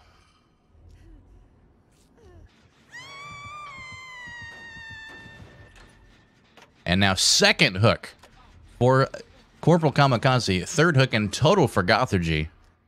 As we see it now, 2 survivors fully healed up. And running back into Cheryl, who was just healed. Which is kind of exactly what he needs to do. He needs to keep these survivors injured, because that is what Sloppy Butcher is intended to do. It slows down that healing, causes them to waste more time doing it. Now, again, they didn't get to use their toolboxes because he removed it from their hands, and then Pop Goes the Weasel, whatever progress they had gotten. Corporal Kamikaze very close to Death Hook. Ooh, he's going to go in on Truntune. Is he going to let them get the unhook first? He is not. He was trying to get the grab, but he got dedicated. And ultimately is going to get him down, though. So he is actually going to get, I mean, that's not, to me, that's not bad. To me, that's actually not bad. Because even though Corporal Kamikaze did actually get off the hook, it is going to be potentially an extra hook point for Gothergy if he gets Corporal Kamikaze down again and hooked again. So that is actually more points than getting the grab and them progressing to Death Hook. So even though he did get a little dedicated there, for the points system, ultimately works out better for him if he gets him down again. Just a thought. That's all. Corporal Kamikaze getting caught out by the lockers at the very top, going down by this extremely unsafe pallet. Is he going to risk a DS play? Yes, he is, with a gen popping in his face. Or not really in his face, but while he's getting the survivor. And Groper Kamikaze is going to be on Death Hook. And no, they did not have DS. They definitely didn't. He was willing to risk it. With 4 gens left, I don't blame him. That actually makes sense. And now, of course, only 3 gens left. And yeah, this is going to be very difficult for these survivors at this point. Gothorgy super strong on this map. Playing really well. Kind of showing us how it's done with Wraith. Just kind of hit and run, and keep it moving. And don't ever get too caught up in a chase. And, you know, just maintaining that pressure as much as possible. As we see him now lining up for Lieutenant Betty Beezer, who is going to vault. He jumps down, though. Very nice prediction. Lieutenant Betty Beezer taking the hit. Now everybody injured again.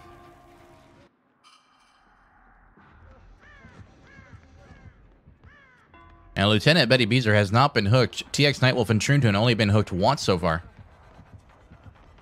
And a nice dead hard into the pallet, exactly what he needed, as we see now Gothorgy going to kick it, leaving that room kind of a dead zone. TX Nightwolf, though, about to finish his generator. Lieutenant Betty Beezer not really doing anything productive or valuable. Troontoon kind of in the same situation, and maybe even giving away their position because of the jump. So let's see if we see a Wraith show up. And yes, he does. He shows up. He sees both survivors. Who's he going to go for? Oh, and he whiffs into the whatever that is and does get Lieutenant Betty Beezer down. Unfortunately, I think it was that jump that gave away their position, because it does notify the killer when you jump like that if you don't have balanced landing. As we see Troontoon about to take a hit, he is going to be slugging play. Very nice, able to get the down, and probably going to go for the hook immediately. And TX Nightwolf again, working on another generator, doing pretty well. And now going to come off the gen to go and heal and pick back up Lieutenant Betty Beezer, but may not have time. He decides to turn around to play extra cautious, because he is going back right now. Gothorgy going to go for another hook. Now, this will be Lieutenant Betty Beezer's first hook.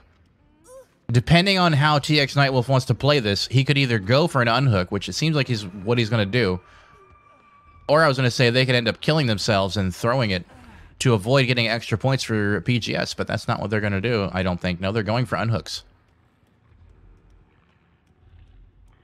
So not giving in, not giving up yet. But TX Nightwolf going to go down here, I think, if he's not careful. Yeah, I don't think he's going to make that. Yeah, he goes down right there by the pallet, unfortunately. Ninetail saying, that auto-aim, no! Yeah, auto-aim got the best of Gothorgy there a few moments ago as we saw him whiffing into the boxes or whatever that was. Gothorgy gets auto-aimed at least 3 times a game. Yeah, definitely. Definitely a thing that happens quite often. Now, we do see 2 simultaneous hooks again by Gothorgy. And now, possibly going to get another right here on Troontoon. Holding them at 2 gens at the moment.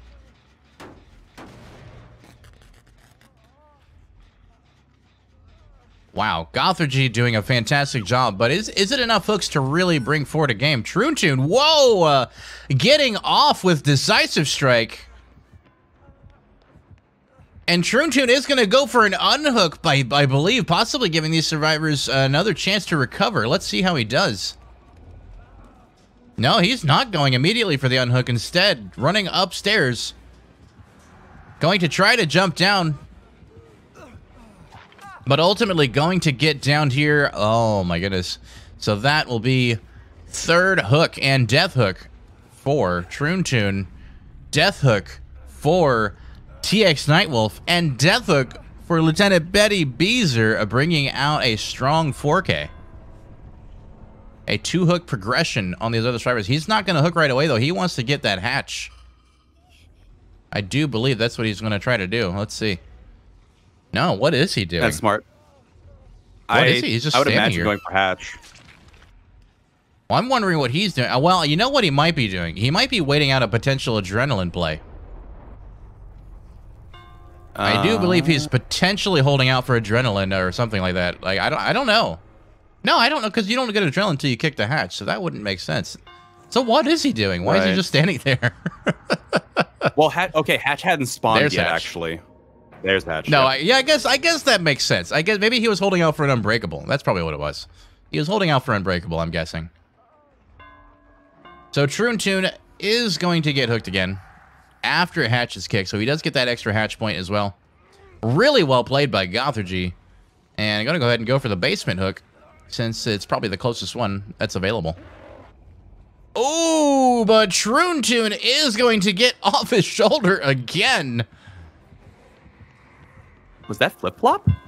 I believe it was, maybe, possibly. I'm not going to tell you, but no, it wasn't flip-flop. No, I think it was just a really long wiggle time. He just carried him too far for too long. Interesting. But no, there's no flip-flop. Fascinating. So getting some extra chase points at the end, not bad, but ultimately he is going to go down. I mean, there's really, it's just a matter of time before he catches him, right? Unless he dies to the entity, which we'll see. I don't know, but I don't think so. I think he's probably going to catch him here. Points. It is the same points. Yeah, it's the same. So it wouldn't really matter anyway.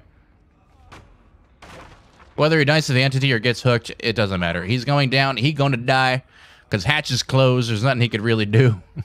But that's GG's, folks. Third hook for Troon Toon. Dead. DED dead. Well done to Gothergy. And well done to the survivors, too. They did really well. Almost getting all the gens done. But unfortunately, Gothergy was able to hold it down. So closing that gap a little. Let's see how it looks in the post-game with that score. Rue, we had Pop Goes the Weasel, Sloppy Butcher, Franklin's Demise, and a Nurse's Calling. We also saw Windstorm Blood and All-Seeing Blood. So do you want to maybe walk us through a little bit of this, since you know Wraith a bit better than I do? This is much better, in my opinion. Nurses and Sloppy, fantastic. Gives you extra vision. I don't know if I would have used it, because you've got all, like, Nurse's Calling isn't honestly that much further than All-Seeing, so that kind of is a waste to me. But I think it worked out pretty well for them.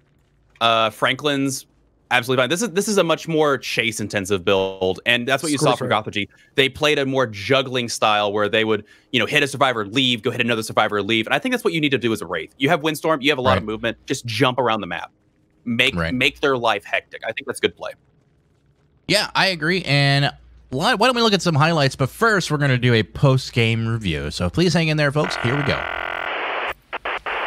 Okay, ladies and gentlemen, another Week 2 matchup, division rivals Undying Alliance versus Pretty Good Squad. Here we go. This is your trial number 3 post-game review. And here's what went down. We saw 3 generators getting done. Not quite as many as we would probably have hoped to see, but no escapes, too. Not even getting Hatch, unfortunately. Just didn't really work out for them. However, 9 hooks for Gothergy. Not his strongest game ever. His strongest game being a full 12-hook game. But he did get a 4K, so it worked out in the end for him. 7 points to 25 in that trial. A strong recovery for Pretty Good Squad. And Pretty Good Squad not leading. No, that's for what? There's some bad programming going on here. Undying Alliance is actually leading, I do believe, still going into trial number 4. But the game is close, and apparently the computer's even confused. 50 to 64 in favor of Undying Alliance at the moment. Now, one quick thing I wanted to point out about Nurse's Calling and the All-Seeing Blood. All-Seeing Blood only gives you 12-meter range of vision, whereas Nurse's Calling goes up to 28 meters. And so I do think it's actually not a bad combo, but I do agree it might be slightly redundant. I don't know.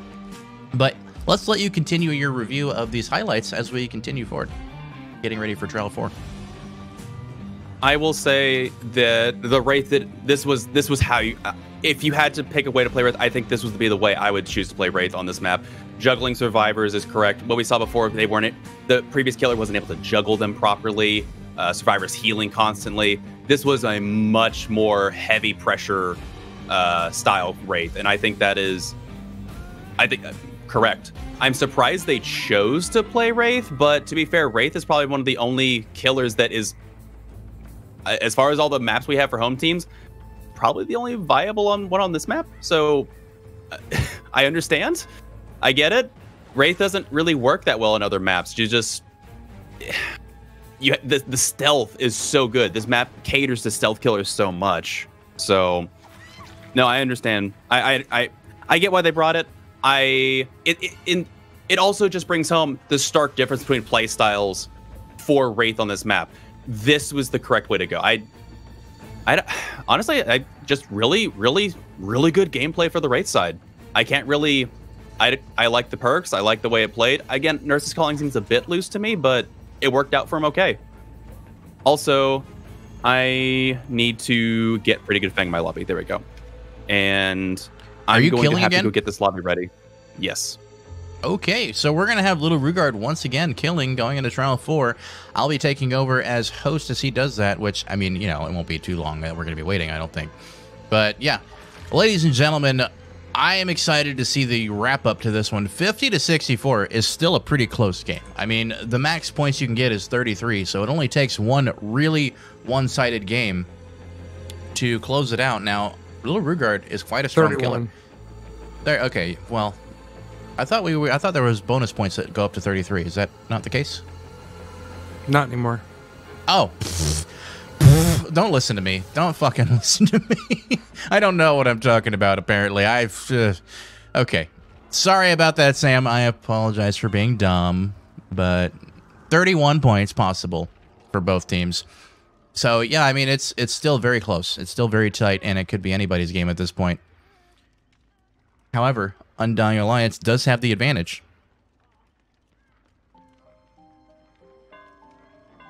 All right, drinking a little bit of water because my throat getting a little tired, but that's okay. We have another game, by the way, after this, and I don't know if you guys know, we're here until like midnight tonight. It's going to be fun. I'm having a great time, so I hope you guys enjoyed the show tonight.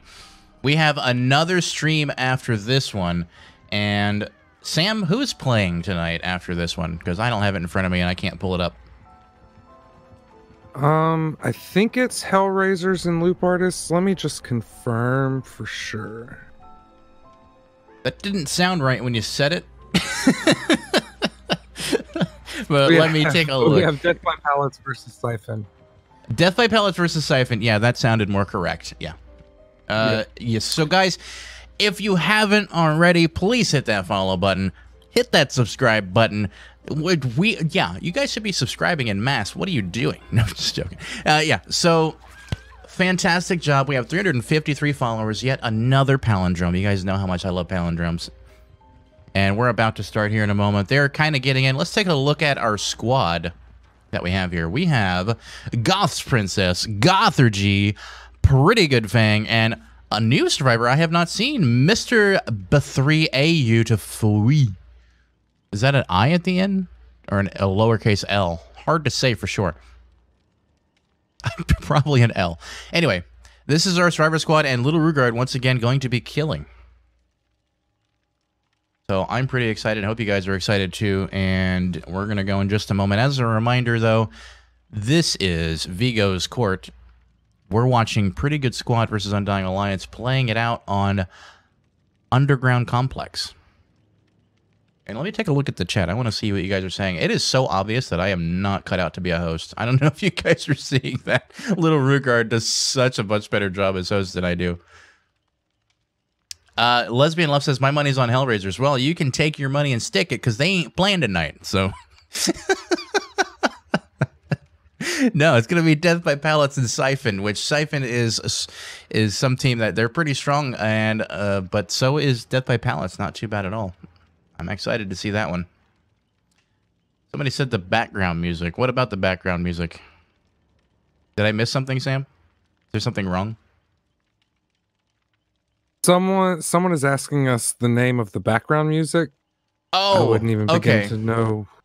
No, yeah. I couldn't possibly tell you the names of the tracks off the top of my head. They are not like songs from soundtracks or anything. They're stock music from Motion Array. So if you guys want to go check out Motion Array, that's where we get most of our music. Because Domo is right mean and won't let me play. Okay. ASMR Dwight Mode says, I won't get a chance to play Nurse. Oh, I'm so sorry to hear that, my friend. Oh, Rugard's gone, by the way. It makes me super big sad. I'm big sad that Rugard's not here with me. I feel so alone when I'm hosting by myself. I really do. Even when Sam is here, I still feel kind of alone because he's super reserved, and we have to, you know, pay attention to you guys. So let's see. We have definitely not us. Okay. All that smack talk, and he's not gonna kill against us? Who? Who's not?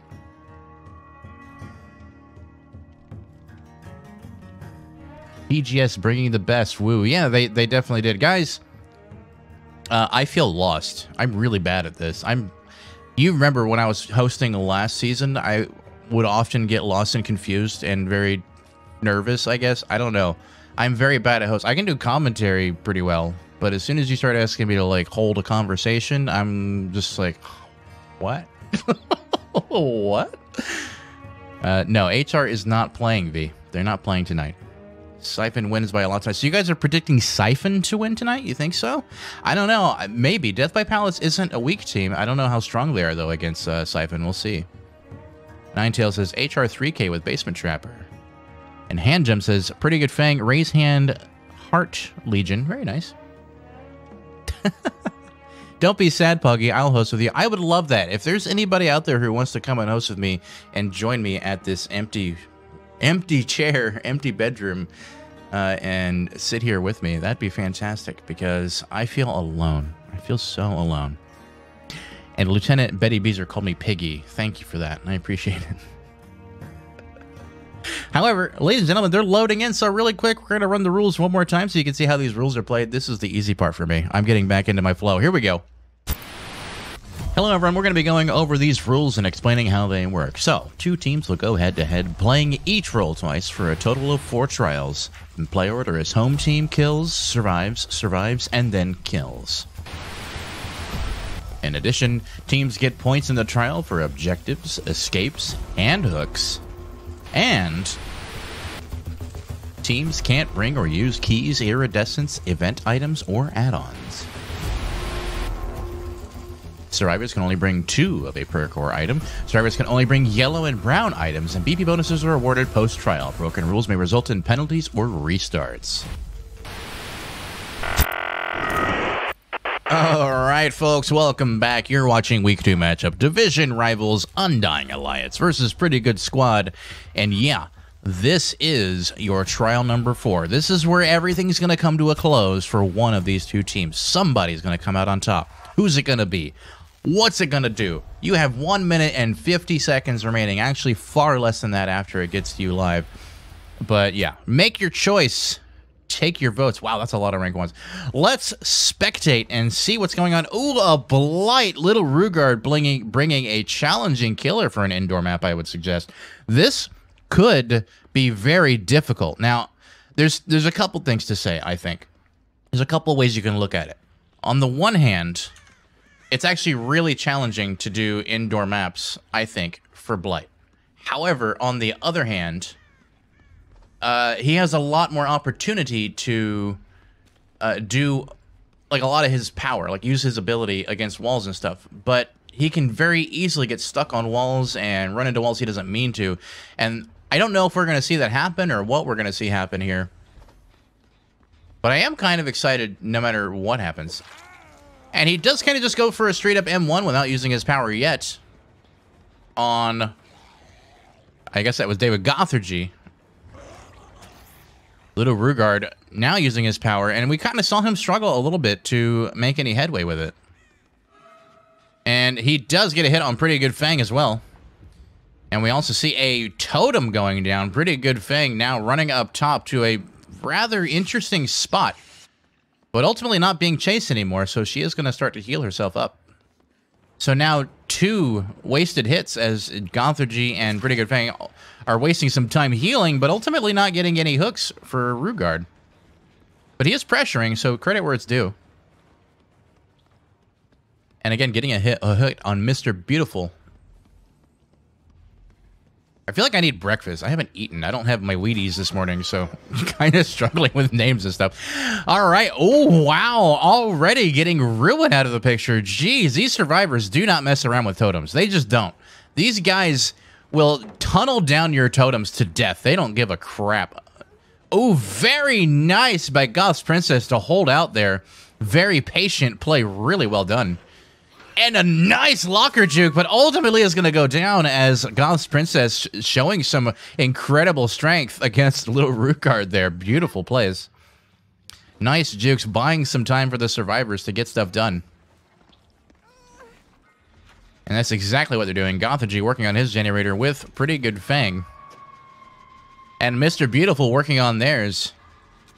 Now, where's Gothology, or not Gothology, where's Rugard going to go? Let's find out. He goes for this one, but another gen pops already. So 1 gen to 1 hook again, a very even start to this game. And he does get a nice smack. Taking a hit there, Pretty Good Fang is going to be injured again. Checking out our Survivor Squad, he does continue the chase with Pretty Good Fang and does get her down quickly with his power. Very well done. And, of course, she's right in front of a hook. So, you know, she's just right there at a hook. Very convenient. Didn't have to go very far. But a gen popping again. 2 hooks to 2 gens. God, could it be any closer, folks? I don't know. I don't know. You saw it here first, though, at Vigo's Court. Don't forget to hit that follow button, because, yeah. This is the only place you're going to see plays like this. Games this close. Games this exciting. My goodness, Little Rugard. What are you going to do? He's getting a hit on Gothology, as Gothology's now going to make chase. Is he going to stick to Gothology? He is. However, Gothology doing some nice juking of his own. Just the fact that he turned around and went the 180 opposite direction is enough to throw off a Blight if he has no way to turn around quickly, which is exactly what happened. And Blight had to relinquish that pressure and let that survivor go. As he's kind of now aimlessly hunting for other survivors. This could be the break that Pretty Good Squad needs to come out on top in this game. Gothology healed up again. Only 2 hooks so far for Blight, but also only 2 gens completed. So still a really tight game. XO Blythe says, I'm not counting out Rue just yet. Oh, I wouldn't either. I definitely would not count out Rue here. As we see Kate dropping that pallet early. Trying to go for a fake. Not able to bait the fake. However, does take a hit. Very nice. And going to run away to a safer pallet. Not really. Oh, I don't want to say safer. But an already dropped pallet. So slightly safer. And it does get broken quickly by Blight. As Blight now working towards trying to get Kate down. And getting vacuumed into the wall. That auto aim. Oof. And a nice freaking vault. Wow. I expected them to take a hit there, but it was just perfectly timed. Mr. Beautiful, you are playing beautifully. Pretty Good Fang leaving a toolbox by the generator.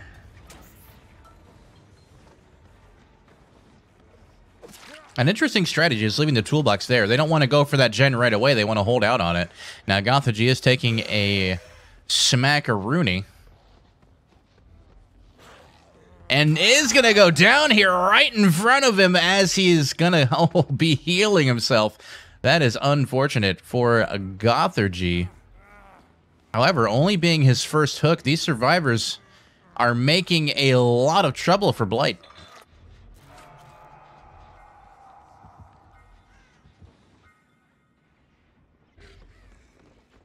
And we see Little Rugard kind of hunting around again. Now, unfortunately for Gothology, or for Little Rugard actually, he's only a 2-perk killer at the moment because he already lost his Ruin Undying combo.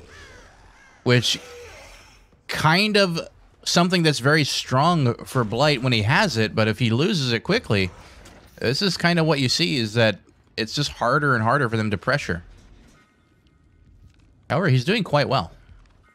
And I do believe he's chasing Mr. Beautiful. He is, and Mr. Beautiful goes down by the pallet, not able to save it that time. And this will be the opportunity the survivors need to get Gothology off the hook before he progresses to stage 2. But are they going to take advantage of it? No, they're not getting him off right away.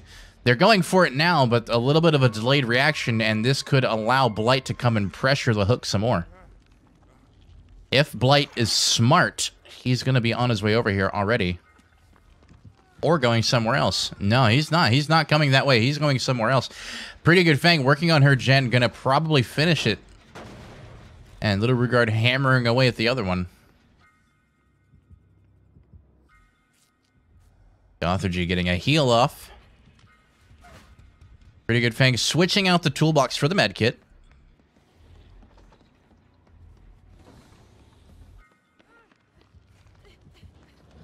And Goth's Princess going for an unhook is able to injure Goth's Princess, who is working her way toward the pallet. Does get the pallet. Nice.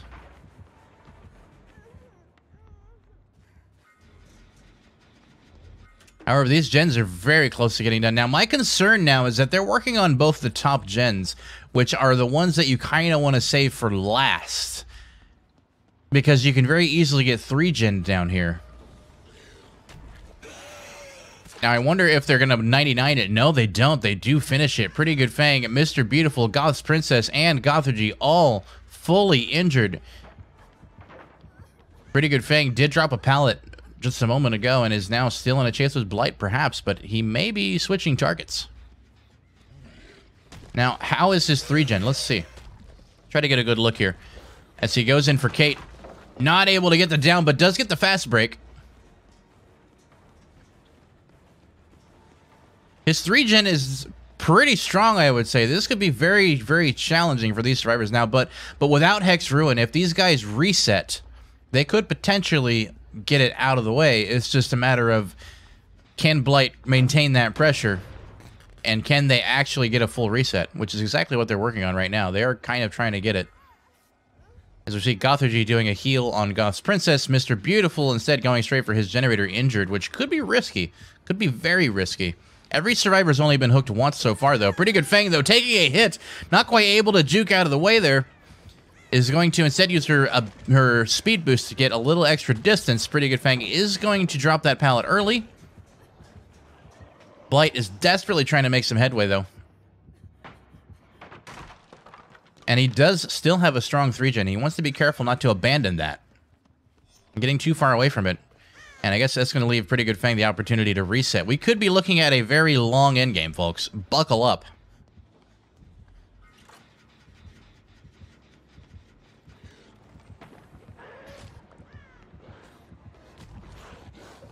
Mr. Beautiful gonna go down by the pallet. Should have dropped it a little earlier. Did not, though. And unfortunately, is going to get on second hook, which is exactly what Blight is going to need to push this forward. Almost walking through that pallet. Could have been a pallet save for Gothorgy, but not ultimately going to fall for it.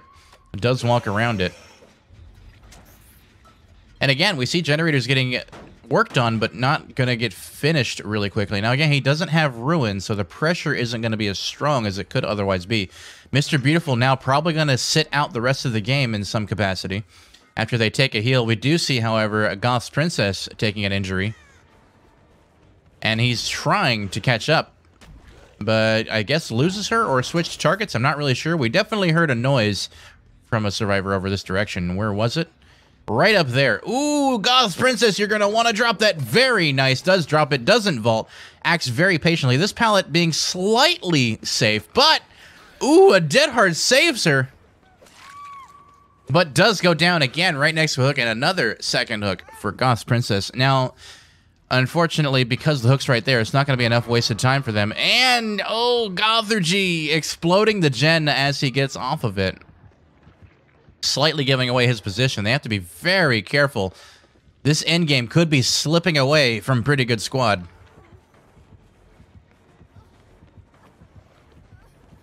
This is a dead zone right now, unfortunately, for these survivors. However, she is going to use Balance Landing to get some extra distance, baiting out a whiff on the Blight. But ultimately going to go down right out here. And again, another second hook for Pretty Good Fang. This is starting to close in as we see the doors starting to shut for Pretty Good Squad, and Little Rugard is starting to see the light at the end of the tunnel. Goth's Princess working on their generator. Gothorgy looking around for something to do. Mr. Beautiful and Goth's Princess working together on this one. Now, could he get here to pressure this one in time? He's going to try to. But it is ultimately going to get done. These survivors, and we see one of them, Goth's Princess, getting a free heal from Adrenaline. And Pretty Good Fang going to get unhooked as well. This is definitely still a game potential for Pretty Good Squad. As the doors were closing in, a door opens up. Let's see how they do in the end game now as things start to really shut down. Ooh, not gonna do it. Mr. Beautiful gonna go down. That's gonna be a third hook for Mr. Beautiful. The survivor's gonna want to try to get out as quickly as they can. Pretty Good Fang working on her gate right now, and we see Goth's Princess doing the same. Where is Gothergy? Hopefully trying to get hatch plays, as he usually does. A 3-man escape may be exactly enough for them to pull it ahead, but let's see how they do. 2 gates open, that's 2 points by itself. 3 survivors, I don't remember exactly how much that's worth, but Rugard is going to be camping on top of hatch. Gothergy maybe taking a risky play by going for this. No, not knowing that, of course, Blight is already at hatch. But little Rugard leaving it now, after he's already kicked it, looking for Gothergy. Rugard did kick it, I'm sure of that. And we do see Gothergy leaving out the exit gate. A fantastic ending to a fantastic game. What's the final score going to be? It's anybody's guess at this point. These scores are so close together. My God. Oh my God. I can't take the pressure. My heart's going to give out. My little heart can't take it. And Rugard is going to be joining us once again. Rugard. Oh, my goodness. Oh, you guys are killing me over here. You guys are legitimately killing me over here. You and Pretty Good Squad in this last game, it was just so close. Score's right. Oh, okay. Before we listen to Rue's going to come back in a moment. Before we come back to him, we're going to do our post-game review. Unfortunately, for Pretty Good Squad, they weren't able to pull out enough points. 83-74. Let's do our post-game review, and we're going to listen to some highlights from Rue. All right, folks, you've been watching Division Rivals Undying Alliance versus a Pretty Good Squad, and here is your trial number 4 post-game review. So we did see 5 generators getting completed. And of course, we saw a 3-man escape. And Rugard did fantastic with 8 hooks, however, only securing a 1K. But still held down enough points for his team. As we do see Undying Alliance 83-74. It was really close, but not close enough for PGS. As we see Undying Alliance is going to be convicted of murder. So congratulations, Undying Alliance, on your win. Rugard, walk us through some of these highlights while I take a break. All right, you get a well-deserved break, Poggy. Oh, where to start? They played this really strong. I haven't got to practice my Blight on this map nearly as much as I would like to. I don't have any Hawkins offerings, and I've been trying some other killers out to see how this home map really works out, so I probably should have practiced Blight a bit more. I'm a bit rusty on them. I do consider him one of my mains, so seeing this was kind of painful. I now know that what I was told is in fact wrong. PGS does in fact cleanse totems, so I will definitely be holding that in mind from now on. I messed up on some mind games. Honestly, I don't think I played super great. I could have afforded to try and hold on to some chases that I let go. And no, I just didn't play this one very well in my opinion. They did really well. They made sure to spread out nearly as much as possible. Oh goodness, it is so hard to watch that camera on Blight. Oh goodness. I assure you guys, it's not nearly that jolty when you're actually playing Blight. It's just, for some reason, spectator mode is really bouncy. I can see why Pocky would get motion sick watching this. One thing I probably should have done too a bit more is try to commit to someone who was Death Hook, but it was really tough. They did a really good job hiding anyone who was near Death Hook until the end. And then they split up really well, got on 2 gens, and honestly, Road Undying going that quickly was tough. Tough to deal with. That was unfortunate. I feel like if I hadn't, or it brought maybe different gen regression perks, it might have gone differently. But no, they did a really good job cleansing Ruin and Undying pretty much within the first 2 minutes of the game. I really didn't get any value out of it whatsoever.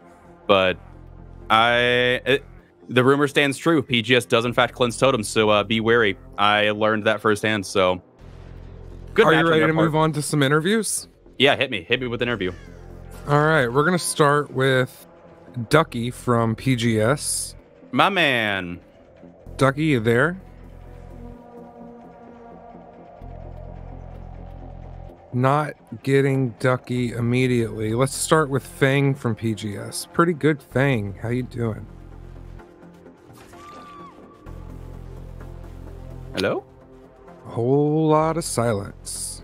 They're not on mute, so I don't know. Well, Ducky's on mute. Ducky is on mute, correct.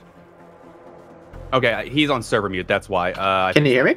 Yeah, I can hear you now. Ah, there we go. Hey, what's up? How's it going, man? Good, it was so fun. This was my first Survivor match for PGS. It was so fun. I had a lot of fun doing the match. You guys were so terrific, and it was just exciting to watch. It was fun watching Undying Alliance pull together for their first win. It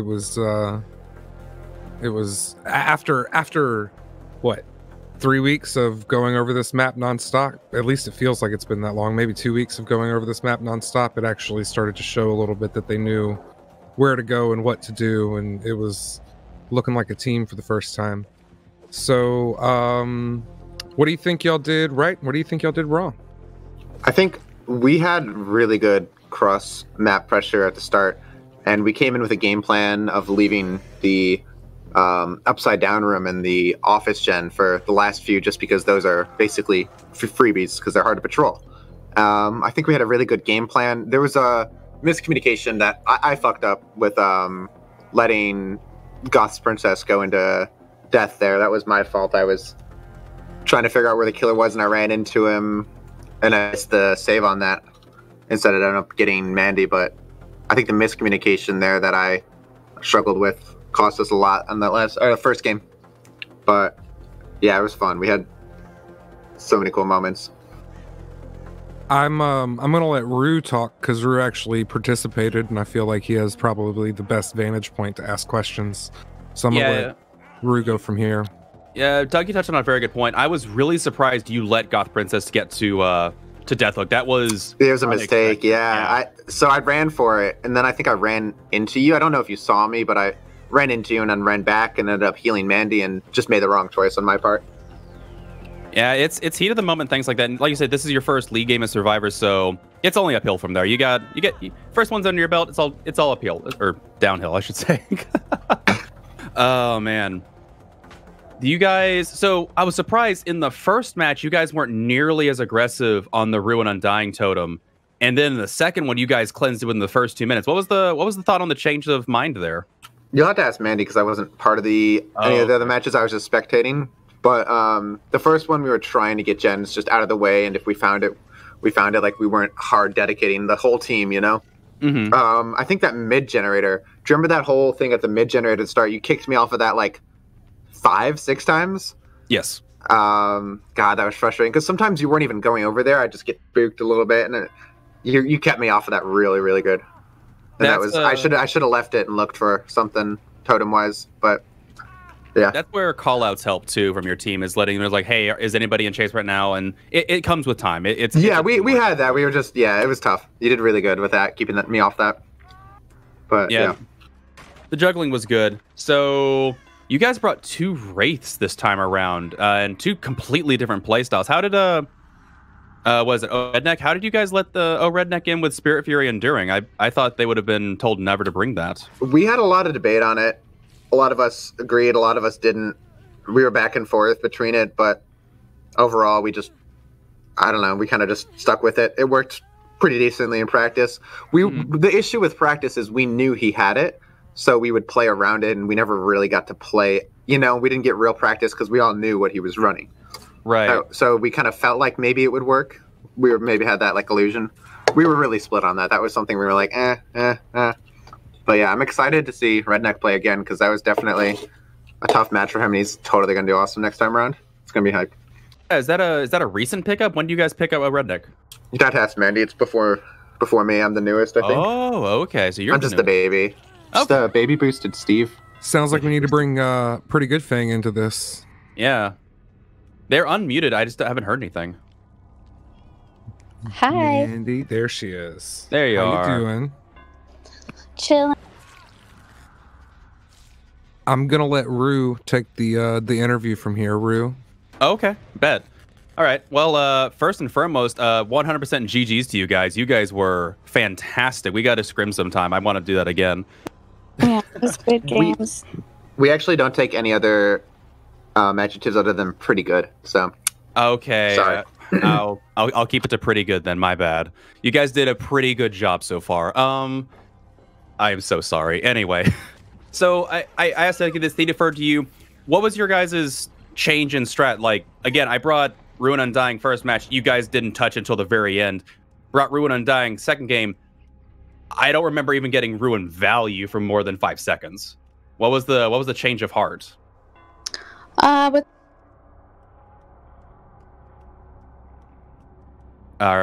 you there? You cut out. Sorry, I need to turn off this push to talk stuff. There was no change of heart. Really? So just you happened to find the totems then? It wasn't something you actively tried to change the playstyle? Or did you mute yourself again? Mandy, you muted. Sorry about that. I ran small game both matches. The first match, it just so happened that the pressure that you applied with Legion and where we were at on the map. I think you cut out again. I don't. This sucks. Do you have push to talk? Yeah. You can take it off. It just worked out better to do gens based off of the pressure you applied with Legion and where we were at on the map. What happened with Casey going into second stage, we were trying to reset in the upside down room, and we were just all too close together on that one side of the map. Nobody was over there close to her, and then Ducky accidentally ran into you.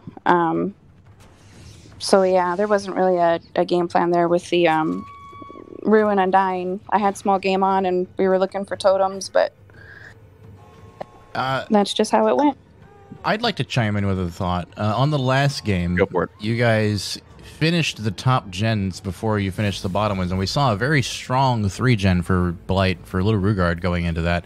And I think had you guys saved that top gen or 99'd it, you may have actually been able to pressure a bit more on the lower generators.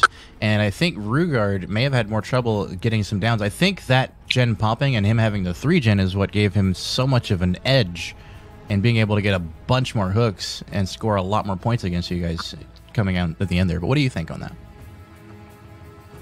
Are you talking about the first match? The 3-gen was the in the last second one match. with Blight. Yeah, we're talking about the second match. Yeah. So the way that the way that the pressure was split up, we really didn't have a choice. Normally we always save office gen and classroom gen to the last, but it was just getting to the point where like, okay, well, we need to 99 these at least because there was too much pressure down on the ground floor. So we just said fuck it, we popped the gens and then did what we had to do with the 3-gen. Okay. Fair enough. Yeah, and to be fair, that 3-gen did not last that long anyway. I think it only delayed the game by like another 2 minutes. Having no Ruin Undying was really brutal in that last bit because I had no other gen regression perks on Blight for this game. So well played on that. We changed our perks up for that second match. We realized real quick resilience is the way to go. So I think that really helped us with the second match for sure. Resilience is brutal. I hate resilience so much. Yeah. No, that makes sense entirely. That was a good call. That was definitely a good call. And also, I guess one last thing. Double Wraith didn't want to try any other killers. Just bring in 2 Wraiths. I was curious on that. So Chris is a new recruit. Mhm. I found him during off season, and he's a good killer. I think he had some nerves going on first time in league, and his build in practice it was going good for him and the play style. I don't think he got much value out of Spirit Fury Enduring. Goth certainly did when he ran it, but we put it on Chris, and you know how Goth is. He runs these weird ass builds and seems to pull them off. So, but it didn't work out for Chris. I don't think he utilized it as much as what it could have been. But I mean that's really all I got to say about Chris's build, though. Double Wraith was I mean, we really were just trying to use Wraiths because this is the most, this is the best map for Wraith. So 100%.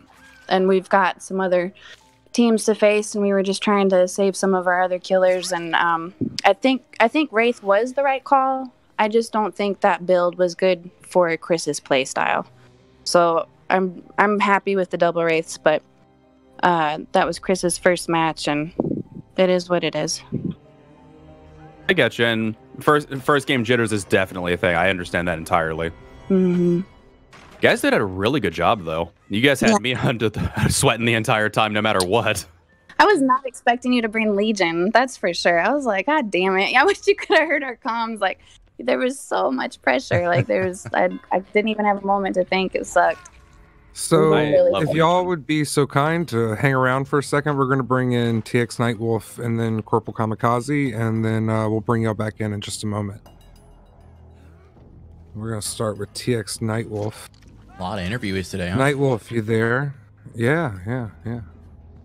Nightwolf, you there? They are sorry. Let me fix that. There we go. Hey, what's up, y'all?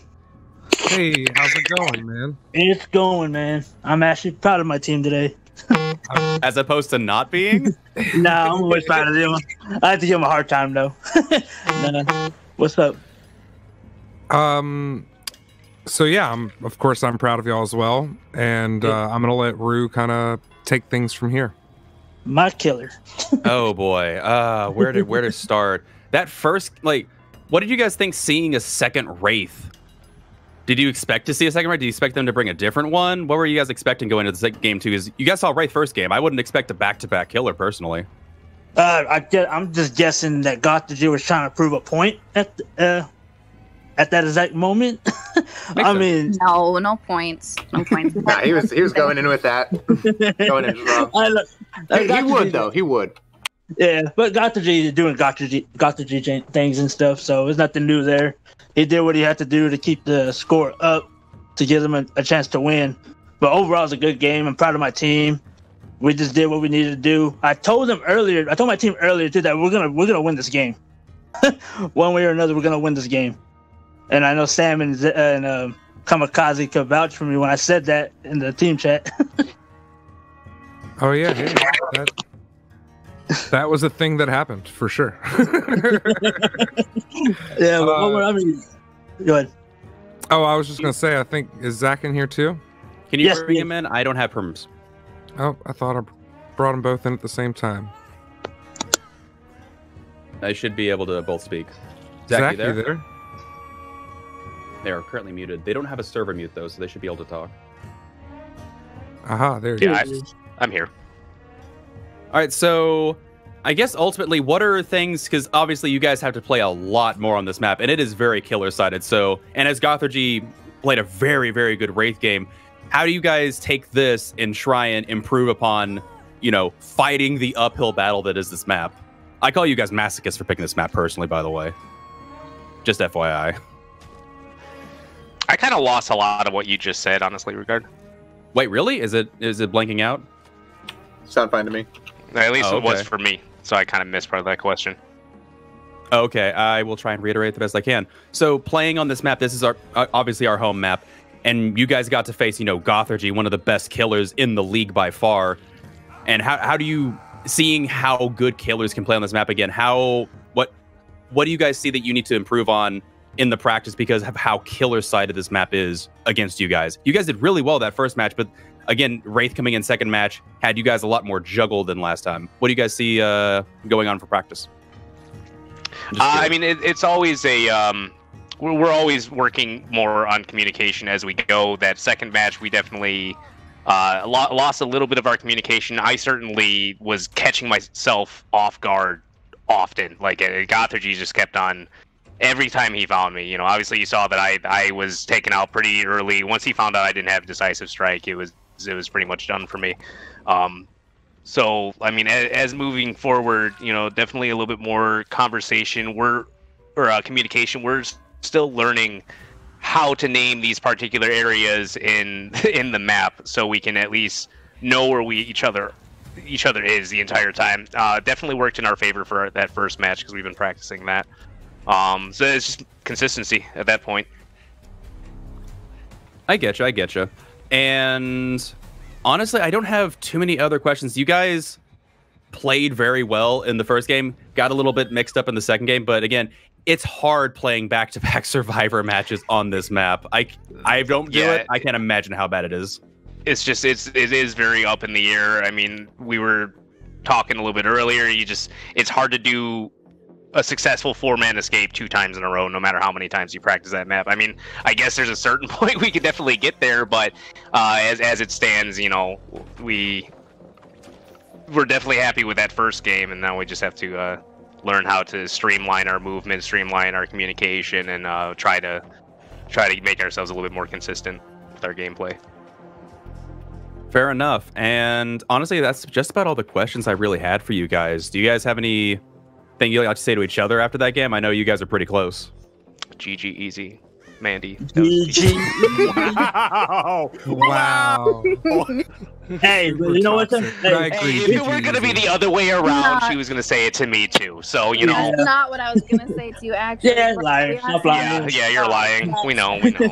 Hey, but hey, I still love you guys. I still love you. I mean, in case anyone who's listening doesn't know, Undying Alliance is pretty much a sister brother team with PGS. We wouldn't be here if it weren't for PGS. Anyone who was watching last season knows that Texas Nightwolf was on their team, and just being able to be in this and go against our friends like this is a great time, honestly. And for how close that was nail biting. Like that was great, guys. So I had a lot of fun tonight. Also, looking forward in the tournament, our last match is against you guys. Yeah. So we have our rematch coming up way down the road, and I'm excited at least for it that. won't be at Hawkins. At least it won't be Hawkins. I like Hawkins. I like Hawkins too, but fuck this map. I never want to see it again. Agreed. We're getting a lot of crosstalk, so I'm going to have to suggest we wrap it up. And you guys want to say anything to the stream? Appreciate Hawkins. We love everybody. Yeah, we all love you for coming around and watching this. Oh my god, neither of us are here right now. What is happening to my screen? Rest in pieces, Poggard. I know, seriously. We're back. Oh, All right, John. man. But seriously, to both teams, this was a very fun match. I enjoyed it. GG's all around. Yeah, I mean, literally, Absolutely. everyone hosting, watching right here, right now in the Discord was in some way emotionally invested in this game, including myself. So, yeah, really good job, guys. This is a bigger match than I think we all expected. So, that was great. Yeah, For sure. Undying Alliance coming up. That's right. Yeah. Yeah, more to come. Oh, yeah. Port Mafia's next. Is it Port Mafia and Hellraisers? Is that the next game? Next is DBP versus our next Siphon. match. Oh, Death our House next versus match. Siphon, right. Okay. Yeah, we got Port Mafia next week. All right, guys. Don't remind me. Rue, you want to Anyway. take us out?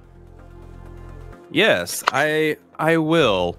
But before that, if you guys haven't heard, we have merch at vigoscourt.tv. Vigoscourt.tv. We got t-shirts, we got stickers, represent your favorite team. I'm getting Undying Alliance soon. I'm excited. You can check us out on Patreon, patreon.com/vigoscourt. Support us on there as well. If you haven't already, follow, subscribe, share with your friends and family. We are looking to grow this great channel as much as we can.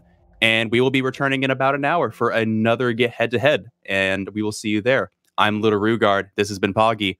Thank you for watching.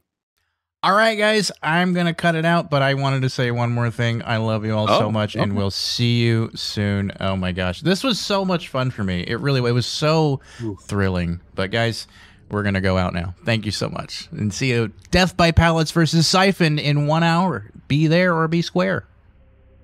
Or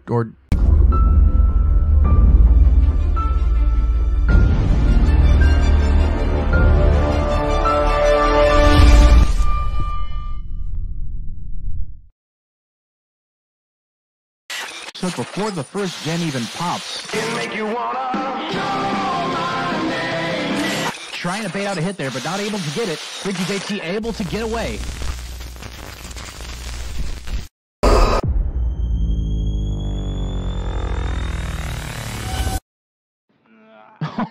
That was a missed decisive strike.